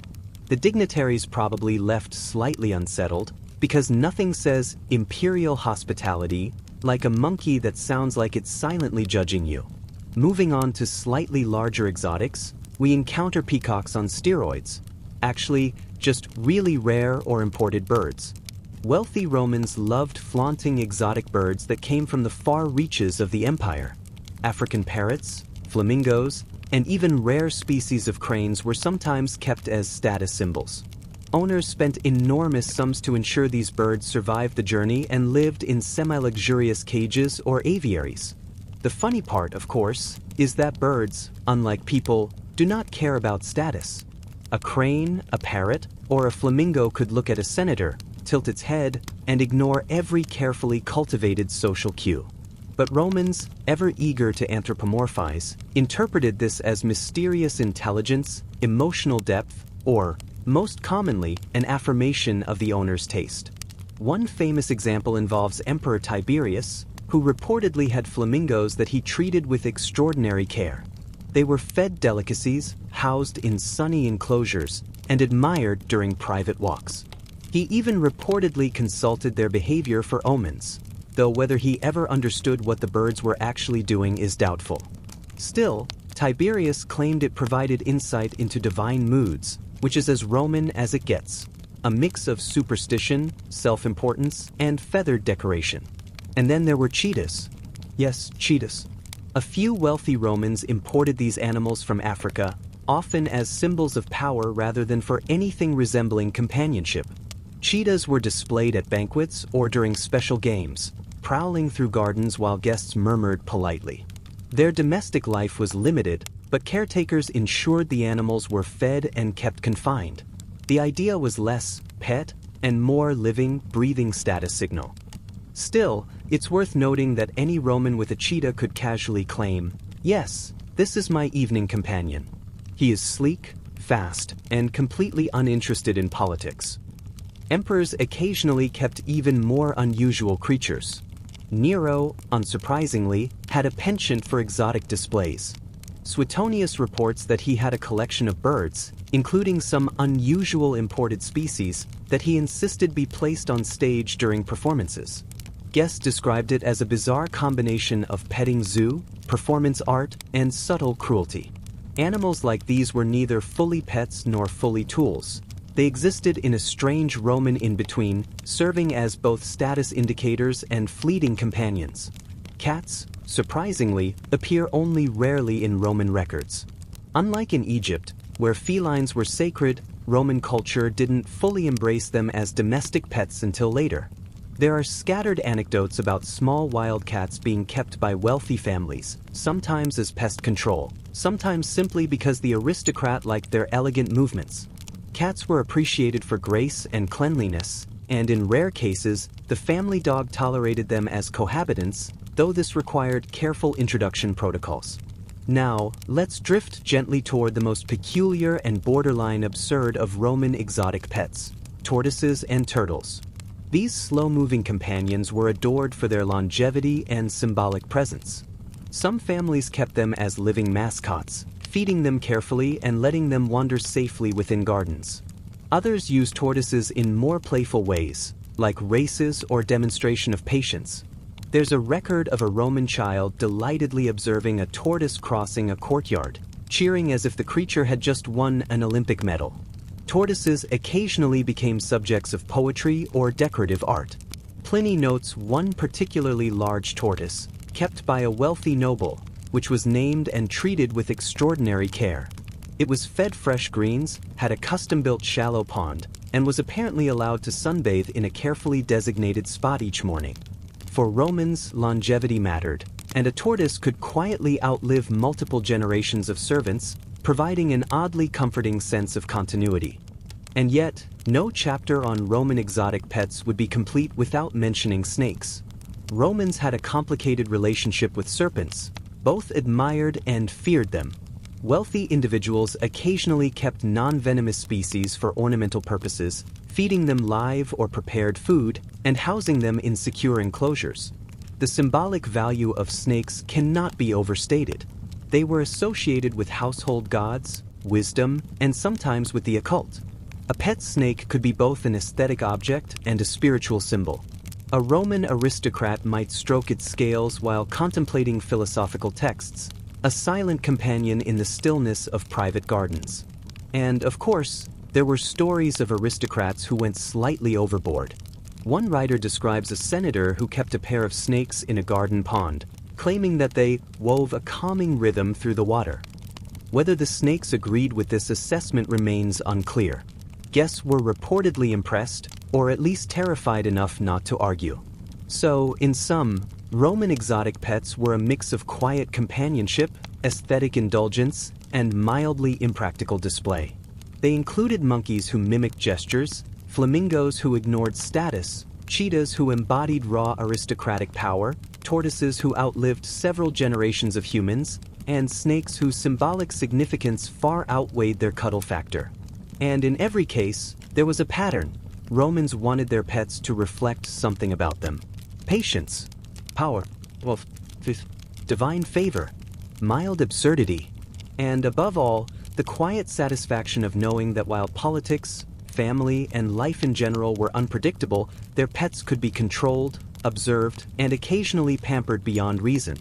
With that, we've floated through the more exotic corridors of Roman companionship, where curiosity, wealth, and minor absurdity combined into living tableaus of status and affection. Next, in the following chapter, we'll drift toward the quieter, more domestic side of Roman life again. Specifically, the cats, dogs, and small mammals who provided calm amid the empire's chaos. Chapter 9. The more conventional companions, dogs, cats, and quiet comfort. Now, let's gently return to creatures that are instantly recognizable as pets to a modern observer: dogs and cats. While Roman aristocrats loved exotic flair and curious oddities, they also appreciated the steady, predictable presence of animals that provided quiet comfort.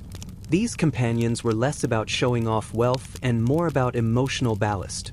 A soft pause in the otherwise complicated social and political currents of Roman life. Dogs, of course, were ubiquitous. They appeared in homes from the humblest villa to the grandest palace. But in elite households, dogs were particularly well cared for, often given names, training, and specialized diets. Some breeds, like small lapdogs or hunting breeds, were prized for specific qualities. Lapdogs served as decorative companions during meals or while lounging in garden peristyles. Their tiny bodies, silky coats, and calm demeanor made them ideal for aristocrats who wanted presence without unpredictability. Seneca, in his letters, mentions a particularly calm dog in the household of a wealthy friend. The dog would sit quietly by its owner, never barking unnecessarily, and seemed to understand when to be present and when to retreat. Romans valued this kind of subtle intelligence. A dog that knew its place in the household hierarchy reflected well on the owner. A barking, unruly dog, on the other hand, suggested poor management, and in a society obsessed with appearances, this could be socially embarrassing. Hunting dogs were another category entirely. Wealthy Romans frequently maintained packs of these animals, not only for sport but as symbols of virility and control over nature. A well-trained hunting dog reflected discipline, patience, and a connection to the countryside, qualities that urban aristocrats often wanted to perform for themselves and others. These dogs were larger, athletic, and sometimes dangerous if mishandled. Yet even in these cases, their lives were often more comfortable than the average human laborers.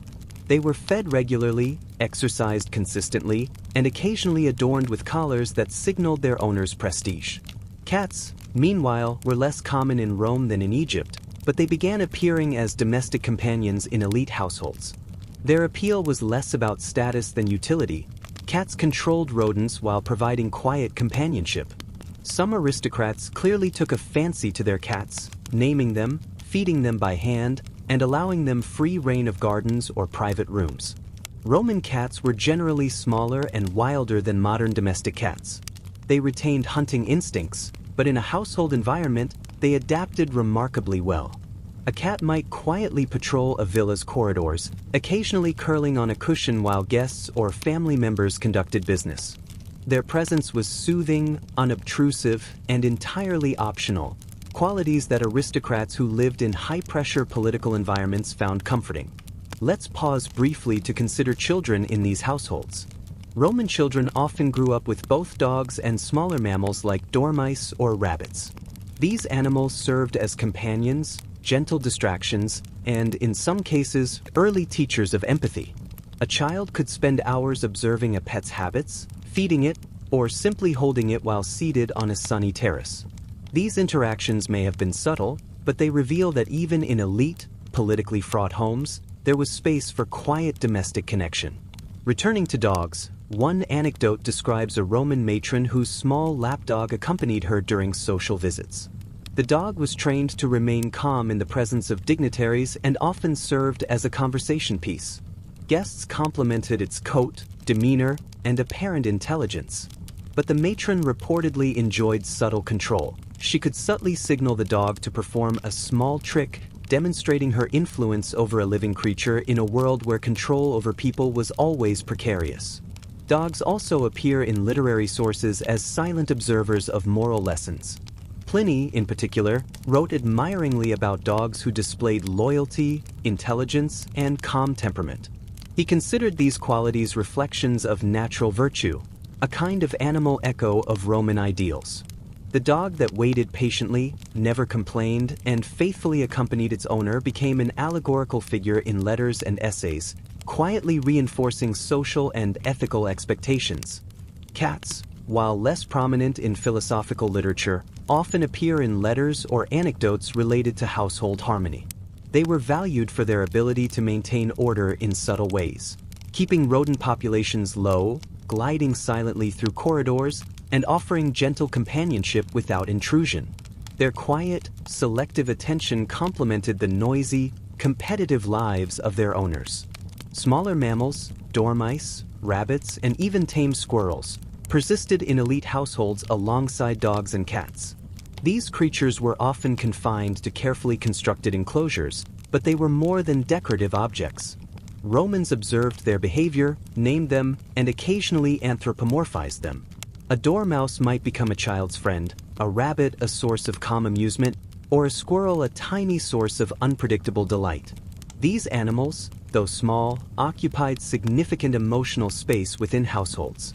Let's also note that feeding and maintaining these pets was a serious matter.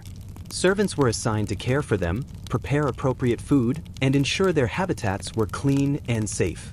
This labor, while routine for staff, underscores the value Roman elites placed on their animal companions. The animals were extensions of the household, silent witnesses to domestic life, political machinations, and leisurely afternoons.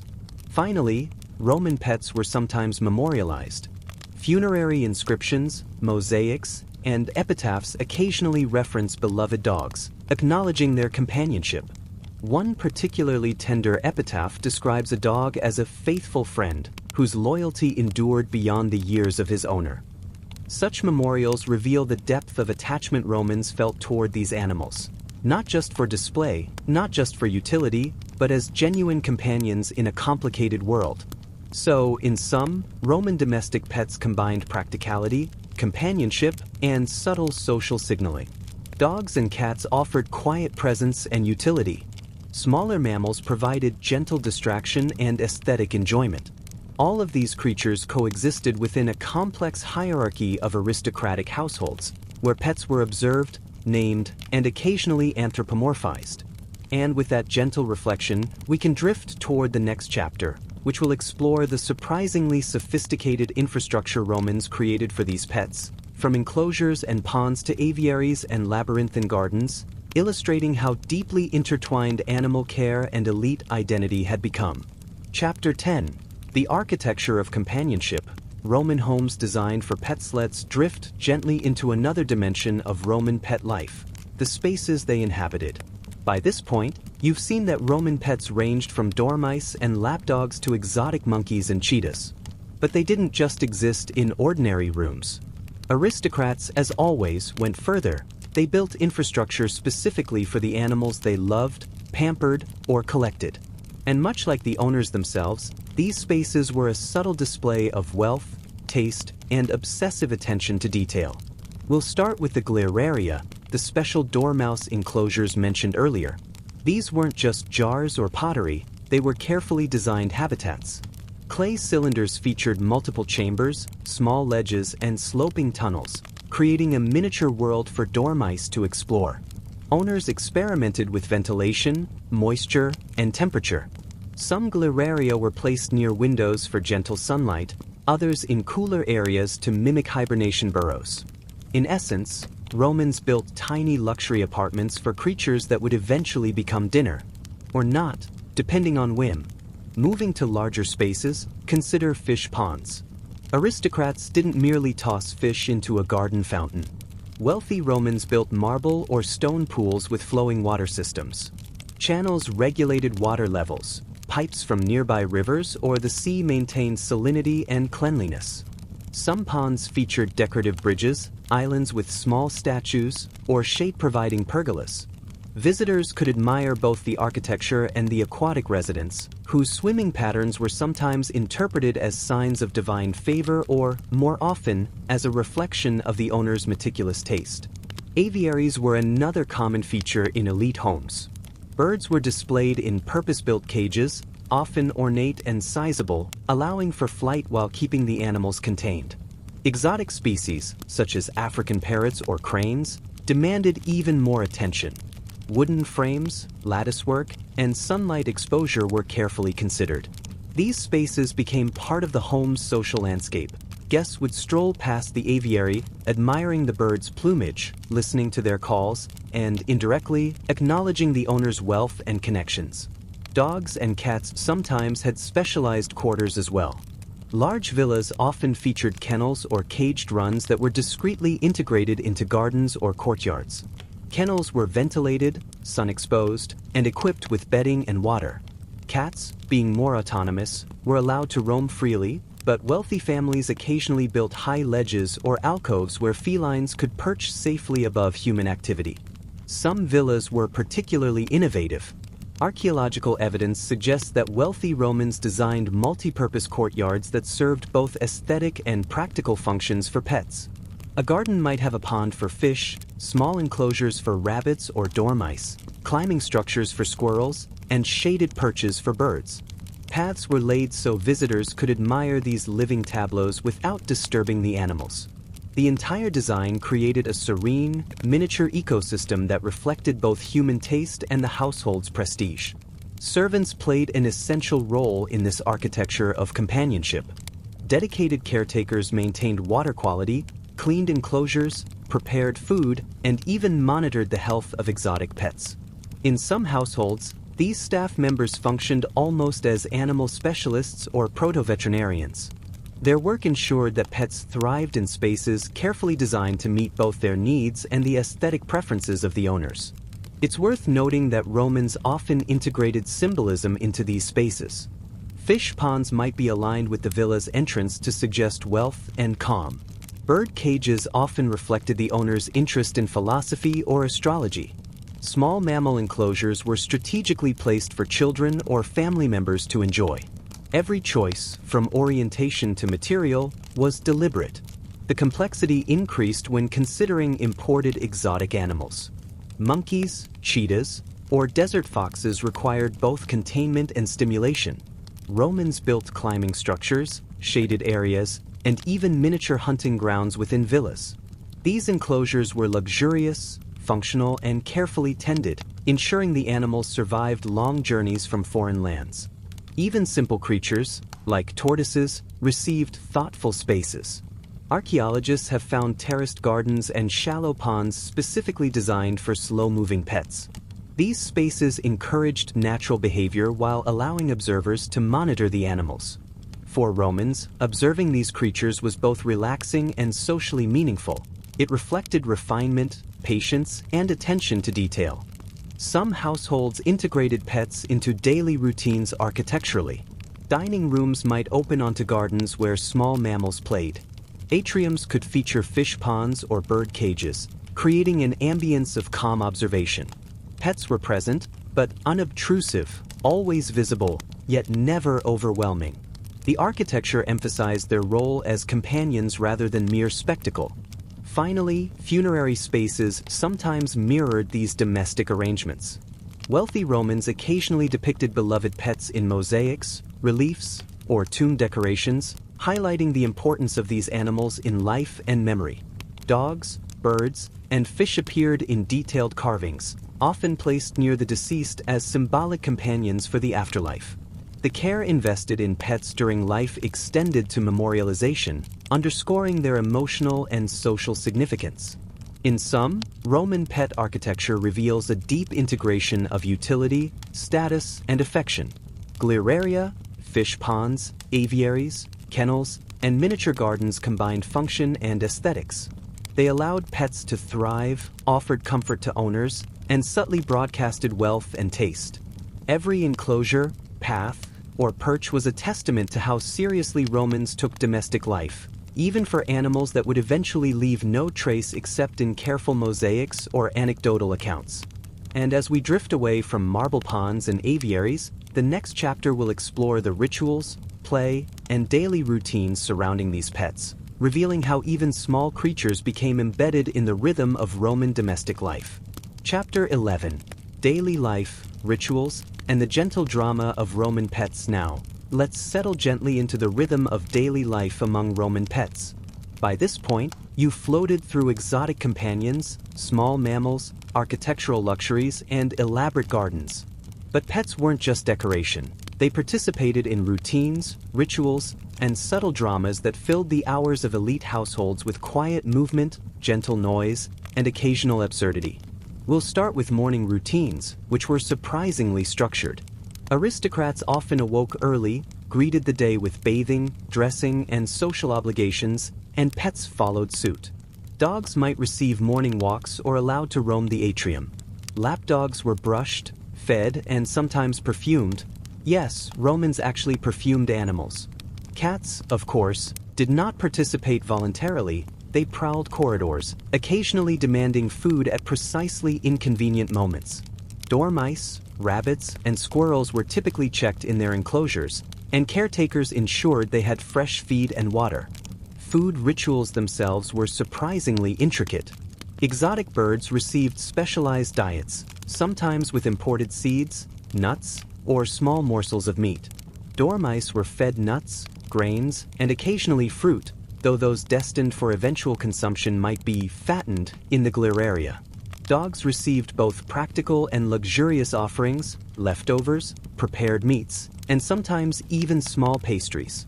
Feeding a pet was a quiet act of attention, a momentary pause in an otherwise complex household.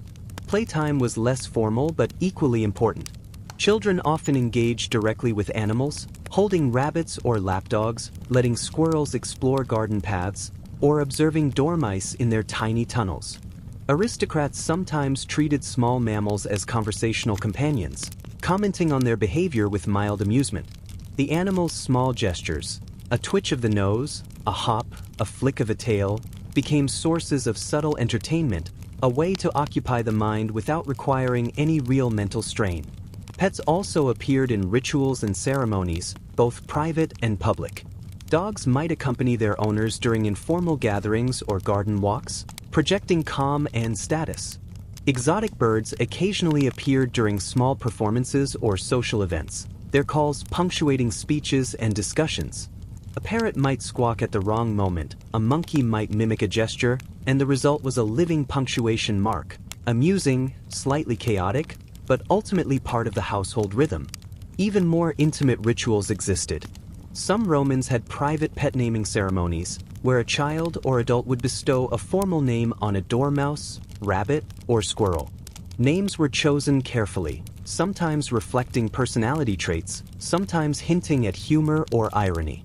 A dormouse might be called Fatulus Maximus, a rabbit Nimblefoot, or a parrot Imperator. Naming, though small, reflected attention and emotional investment. Bathing routines were a mixture of practical care and social display. Dogs and some larger mammals were bathed in small basins or fountains, with attendants carefully scrubbing fur and rinsing. Cats, true to their nature, avoided baths whenever possible, leaving humans to chase them with varying degrees of mild frustration. Exotic birds sometimes received water baths or misting, both for cleanliness and to keep feathers glossy. Even tortoises could be gently cleaned and checked for health issues. Health care itself could be surprisingly sophisticated. Roman veterinarians, known as veterinarii, specialized in both practical treatment and preventative care. Pets received attention for injuries, parasites, or minor illnesses. Exotic animals often required specially imported herbs, diets, or environmental adjustments. The level of care reflected both investment in animal life and the desire to display knowledge, control, and refinement. Even the quiet dramas of emotional attachment were notable. A dormouse might favor one member of the household over another, eliciting gentle rivalry. Cats sometimes rejected certain rooms, causing frustration and adaptation. Dogs might become jealous of other pets, subtly nudging guests or humans for attention. These interactions were minor and gentle but contributed to a dynamic domestic environment, one full of observation, subtle emotion, and small performances. Pets also played symbolic roles in households. A dormouse in a gleraria could reflect wealth and leisure. A lapdog perched on a marble bench indicated refinement and calm authority. Exotic birds hinted at taste, worldly connections, and the ability to maintain imported creatures far from home. Even squirrels or rabbits could demonstrate a family's care and attention to small, delicate life. Animals were both companions and subtle indicators of status, perfectly integrated into the social fabric of elite Rome.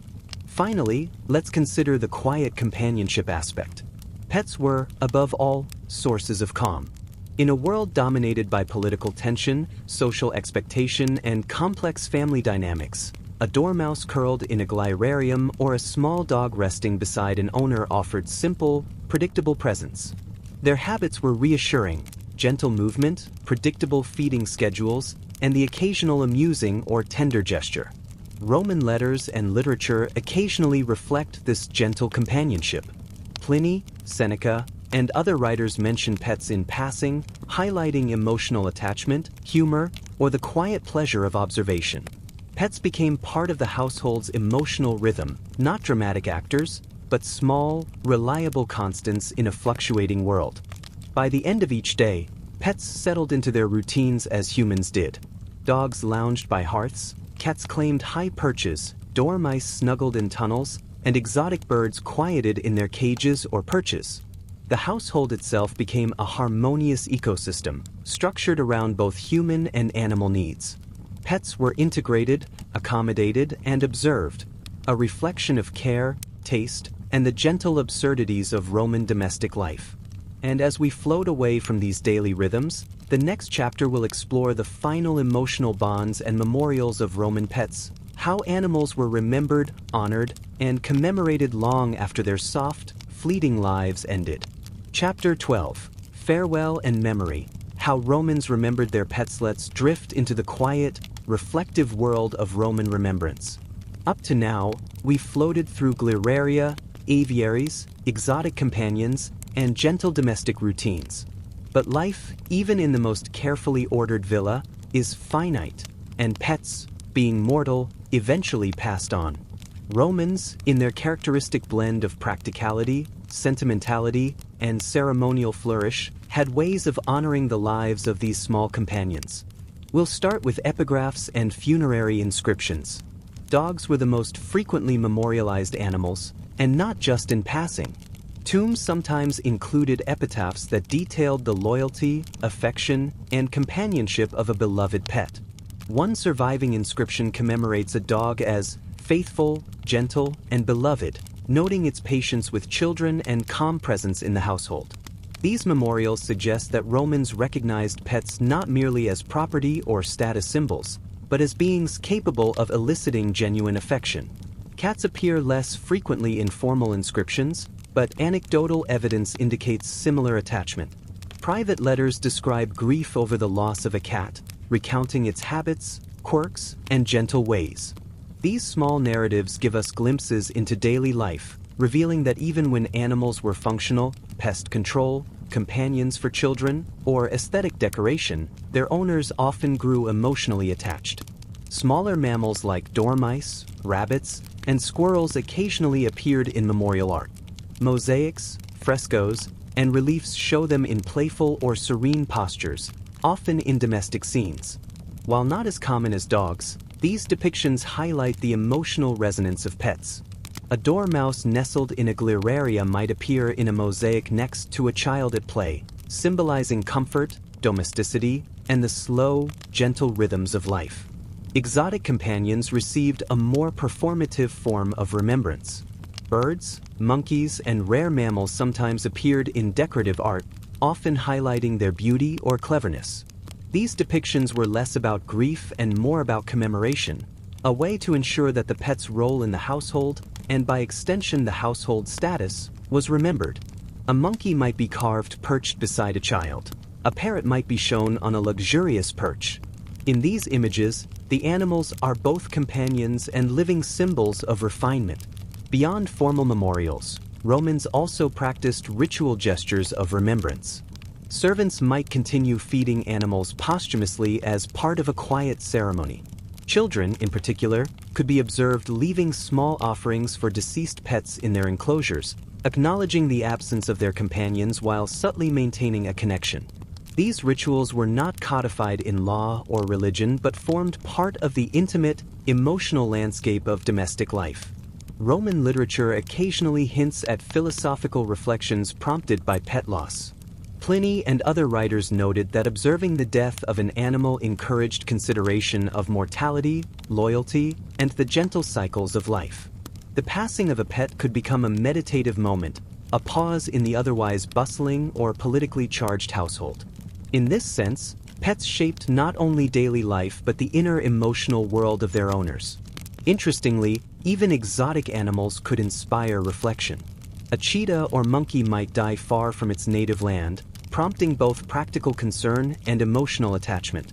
Romans carefully recorded the care given to such animals, often noting their intelligence, behavior, and the small ways they integrated into household life. These observations, while seemingly mundane, offer modern historians insight into the depth of human-animal relationships in antiquity. Another form of remembrance appears in literary anecdotes. Stories of beloved pets, dogs, dormice, or even geese, were sometimes recounted in letters or histories, preserving their personalities and habits. These narratives often emphasize gentle humor, minor dramas, or the peculiarities of daily interaction. By retelling these anecdotes, Romans extended the life of the pet in memory, ensuring that even the smallest companions were acknowledged within the broader tapestry of household life. Finally, Roman memorialization sometimes took a symbolic or architectural form. Small statues, mosaics, or garden features could serve as enduring reminders of pets. A dormouse carved into a mosaic or a bird perched in a fountain symbolized the ongoing presence of animals in domestic spaces. Even when the pet had passed, these forms preserved their memory in stone, tile, or water, subtly integrating them into the physical and emotional fabric of the home. Through all these gestures, inscriptions, art, anecdotes, rituals, and architecture, we see that Roman pets were deeply woven into both the daily and emotional life of households. They offered companionship, gentle amusement, aesthetic pleasure, and emotional ballast. And when they passed, they were remembered thoughtfully, not with ostentation, but with the same calm, measured care that characterized their lives among humans. In the end, the story of Roman pets is one of quiet presence, small, gentle, and often overlooked creatures who shared the rhythms of elite life, offering comfort, amusement, and occasional mild absurdity. They lived in spaces designed with care, participated in routines, inspired anecdotes, and were memorialized in ways that reveal the nuanced affection Romans felt for the animals in their care. And as we drift away from these memories, the next chapter will explore the influence of Roman pets on broader culture and domestic norms, gently connecting private companionship to public perception and societal trends.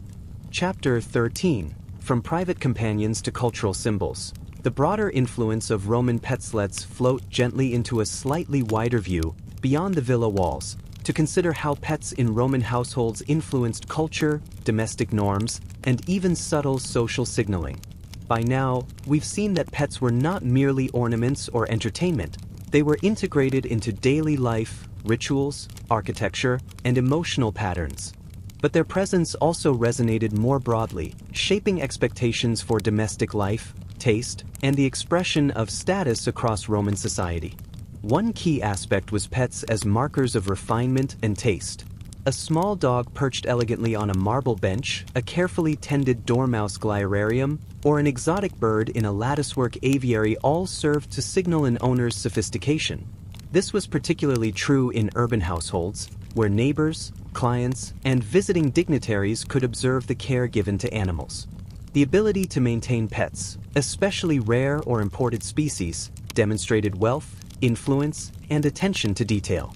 It communicated subtly, "I have resources, patience, and refined taste," without needing to declare it outright.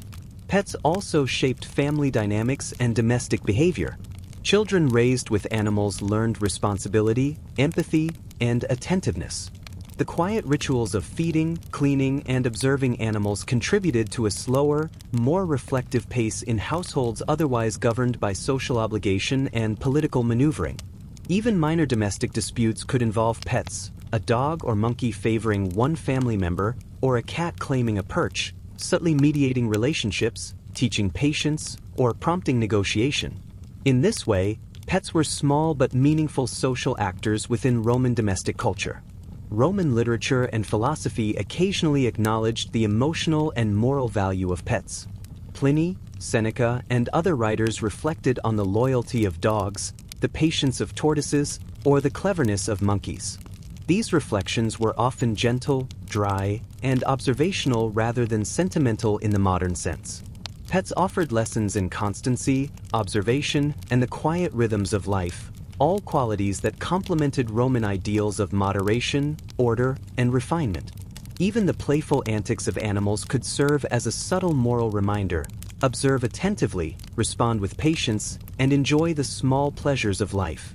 The architectural and garden innovations we explored earlier also influenced broader cultural trends. Villas with well-planned courtyards, gleraria, fish ponds, and aviaries demonstrated a sophisticated integration of pets into domestic life. Other households sought to emulate these designs, creating spaces where animals could live harmoniously with humans, children, and servants.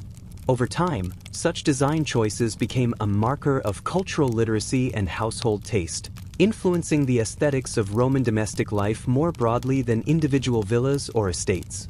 Pets also served as conversation and social currency.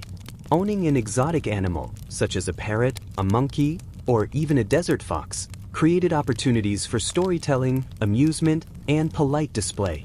Visitors would remark on the animal's behavior, ask questions, or share anecdotes. This subtly reinforced the owner's knowledge, curiosity, and worldly connections.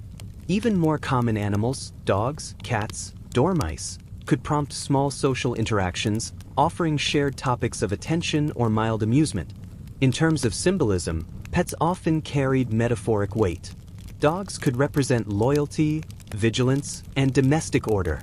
Birds might signify beauty, freedom, or the owner's reach across the empire. Tortoises symbolized patience and longevity. Even dormice, often fattened and pampered, reflected leisure, indulgence, and care. These symbolic dimensions extended beyond individual households, weaving into broader Roman culture and social expectation. Pets were also intertwined with ritual and belief. Some animals, particularly snakes, birds, and dogs, were associated with household deities, omens, or protective symbolism. Their presence in domestic life, whether for practical, aesthetic, or symbolic reasons, reinforced a sense of connection between the human and natural world, between the practical and the spiritual. These relationships were subtle, often private, and gently embedded in the rhythms of daily life rather than formal religious practice. Even small, seemingly trivial details mattered. A parrot's ability to mimic speech could delight guests and subtly underscore the owner's sophistication.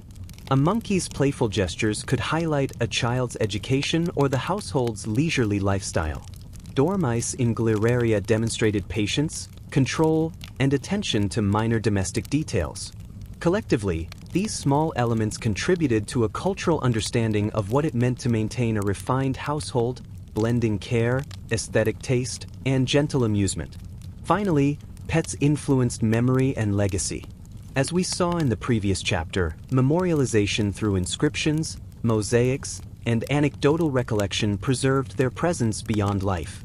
This practice subtly shaped broader cultural attitudes toward animals, embedding the idea that pets could hold significance in both emotional and social terms. Over generations, the presence and remembrance of pets reinforced continuity, domestic stability, and the gentle humor or emotional resonance that shaped Roman private life. So, in essence, Roman pets were far more than companions. They shaped domestic design, influenced child-rearing and family interaction, contributed to aesthetic and social signaling, carried symbolic weight, and participated in the gentle moral and emotional rhythms of household life. Their influence extended beyond individual homes, quietly threading through the cultural fabric of Roman society. As we float gently toward the next chapter, we will explore the humorous, absurd, and slightly chaotic moments that pets inevitably introduced into Roman elite households, those minor disturbances and antics that created memorable stories, anecdotes, and gentle entertainment, quietly reflecting the character of their owners. Chapter 14, Gentle Chaos. The absurd and unexpected lives of Roman pets. Now, let's drift into the quieter side of amusement, the subtle chaos that pets inevitably brought into Roman households. We've explored their elegance, symbolism, and domestic structure, but even the most well-ordered villa occasionally experienced tiny disruptions courtesy of animals. These moments were rarely catastrophic. They were gently absurd, quietly humorous, and in their own way endearing. Dogs, for instance, could misjudge social boundaries. Lapdogs might leap onto a visitor's lap at precisely the wrong moment, sniffing and nudging with enthusiastic disregard for decorum. Larger hunting breeds could knock over a carefully arranged platter of food during mealtime or chase an errant squirrel across the courtyard. Guests might murmur polite exclamations, children might squeal in surprise, and the dog, entirely oblivious to social conventions, returned to its resting place as though nothing had happened. These incidents were minor, yet they added rhythm, unpredictability, and a gentle humanizing effect to otherwise meticulously curated spaces. Cats, of course, contributed their own brand of mild disorder. They might claim high perches on furniture, flick items from tables, or disappear entirely only to reappear in inconvenient locations. Their independence contrasted sharply with the household's human hierarchy, subtly reminding aristocrats that control had limits. One letter recounts a cat slipping into the study of a patrician, knocking a wax tablet onto the floor, and promptly disappearing, leaving its owner to quietly retrieve the scattered notes. Romans found these antics amusing or, at the very least, instructive in humility. Small mammals also introduced minor chaos. Dormice might escape from gleraria, prompting a calm search and gentle retrieval. Rabbits occasionally gnawed on curtains or furniture, while squirrels explored corridors with surprising dexterity. These events were handled with mild exasperation, often accompanied by quiet laughter or bemused commentary. The animals' minor transgressions were tolerated because they were small, reversible, and mildly entertaining, the perfect counterbalance to the rigid structures of elite life. Monkeys were particularly capable of gentle mischief. They mimicked gestures, stole fruit, or rearranged small objects with apparent intent. A visiting dignitary might witness a monkey copying an exaggerated bow or imitation of conversation, producing subtle amusement or slight embarrassment. In some households, these primates became minor stars of anecdotal retelling, their actions narrated in letters or memoirs as evidence of household charm and novelty. Birds, too, could add layers of soft unpredictability. Parrots imitated voices at inconvenient moments, cranes or flamingos might wander a bit too close to guests, and exotic species occasionally reacted unpredictably to unfamiliar stimuli. Romans interpreted these actions with a mixture of amusement and philosophical reflection. A bird squawking in the middle of a discussion was either a divine omen or a reminder that control was never absolute. Neither interpretation was socially acceptable. Even larger, ostensibly more dangerous animals had moments of gentle absurdity. Cheetahs, lions, or other exotic mammals occasionally displayed awkward social behavior. One anecdote describes a cheetah lounging on a villa terrace, startled by a sudden noise, and then proceeding to topple a carefully arranged decorative element. Guests murmured, the animal's keeper quietly restored order, and the incident became a humorous story retold at subsequent gatherings. The combination of grandeur and trivial mishap created a unique blend of entertainment and social commentary. Pets also contributed to minor household drama in interpersonal terms. A dog's preference for one family member could generate gentle rivalry. A cat's selective attention might inspire quiet frustration. A monkey's antics could interrupt children's games or serve as subtle amusement at the expense of visiting servants. These incidents, though minor, reflected the delicate negotiation of relationships between humans and animals, subtly shaping daily interactions and household dynamics. Importantly, these chaotic moments were never traumatic. They were soft disturbances that punctuated the quiet rhythms of life. They provided subtle laughter, gentle distraction, and occasional narrative fodder. Letters, anecdotes, and later historical accounts highlight these incidents because they were memorable precisely for their harmless unpredictability. Observers could reflect on the human-animal relationship with calm amusement, appreciating both the pet's personality and the household's response. Even in ceremonial or symbolic contexts, pets introduced mild disorder. Birds might squawk during rituals, dogs might wander near altars, and small mammals could escape during public events. These moments were rarely scolded harshly. Instead, they were noted with wry humor, interpreted philosophically, or quietly absorbed into the household narrative. Roman culture, with its emphasis on observation, subtle commentary, and domestic order, allowed space for these minor disruptions, viewing them as part of the texture of elite life rather than a failure of discipline. Ultimately, the gentle chaos of Roman pets illustrates a crucial aspect of domestic life. Animals were integrated, accommodated, and appreciated for both their companionship and their quirks. They added texture, unpredictability, and amusement, softening the edges of otherwise meticulously curated households.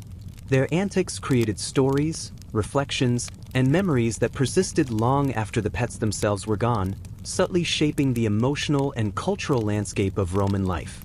As we drift away from these small but significant moments of domestic absurdity, the next chapter will explore the intersection of pets and imperial symbolism, examining how animals were sometimes used to convey power, influence, or aesthetic taste within elite circles, blending companionship with public image. Chapter 15. Pets and Imperial Symbolism. Animals as Status, Power, and Prestige. Now, let's drift gently into the subtle world where pets intersected with power. By this point, we've seen domestic pets, exotic companions, and the gentle chaos they brought into villas.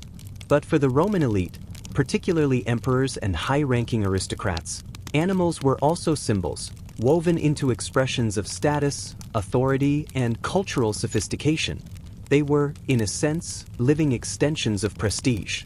We'll start with dogs, which were more than household companions. Certain breeds, especially large hunting or guard dogs, conveyed authority and discipline. A carefully trained dog following an emperor on a stroll through the gardens signaled control, order, and cultivated strength. These animals demonstrated that their owners could manage both human and non-human subjects, a subtle reinforcement of social hierarchy. The presence of a dog, calm yet alert, suggested competence, refinement, and the ability to command loyalty. Exotic birds also served symbolic purposes. Parrots, cranes, flamingos, and peacocks were imported at great expense, signaling not just wealth but worldly connections. Ownership implied access to far-off provinces, skilled trade networks, and knowledge of animal care, all markers of cultural sophistication. The striking plumage of these birds drew attention in social gatherings, serving as living artwork and conversation starters. A visitor might remark on the vibrant colors or unusual behaviors, indirectly acknowledging the owner's taste and influence. Monkeys, too, played a dual role. In private, they were amusing companions. In public or semi-public settings, their trained behaviors could subtly demonstrate the household's reach and refinement. A monkey capable of mimicking gestures or performing simple tricks suggested patience, intelligence, and, again, control. The aristocrat could quietly convey mastery over the natural world and over exotic, far-traveled creatures without needing to speak directly. Larger exotic animals such as cheetahs, lions, or even elephants in rare cases were occasionally employed in ceremonial displays or private shows. These animals were not kept for affection or daily companionship. They were living symbols of power. A cheetah lounging in a private garden or a lion appearing during a banquet reinforced the household's wealth, connections, and audacity. The owner, observing from a balcony, projected calm mastery over creatures far more dangerous than themselves. Guests were impressed, amused, or subtly intimidated, all without overt statement. Even small domestic animals contributed to imperial symbolism in subtle ways. Lapdogs, meticulously groomed, reflected luxury, leisure, and refinement. Dormice in gleraria indicated wealth, patience, and attentiveness to detail. Cats, graceful and independent, suggested elegance and self-restraint. Each pet, in its way, was an extension of the household's image, a miniature ambassador of taste, discipline, or indulgence. Some emperors explicitly integrated animals into political or ceremonial symbolism. Tiberius, for example, reportedly consulted the behavior of flamingos or cranes as subtle omens, blending superstition with personal authority. Nero, known for theatricality, occasionally displayed exotic birds and animals during private performances, creating living spectacles that subtly reinforced his wealth and power. In both cases, animals served as more than companions. They were tools for shaping perception, blending natural behavior with human projection. Pets were also linked to philosophical ideals. Dogs demonstrated loyalty and constancy, birds displayed grace and observation, and tortoises symbolized patience and endurance. By showcasing such animals in domestic or ceremonial contexts, aristocrats implied a cultivation of these virtues within themselves. A careful observer could infer, without overt declaration, that the owner possessed loyalty, wisdom, patience, and refined taste, qualities highly valued in elite Roman society. Even smaller, quieter pets could be symbolic. Dormice, rabbits, and small birds represented leisure, domestic order, and attentiveness to detail. Their presence in mosaics, frescoes, or private spaces subtly reinforced cultural values of refinement and control.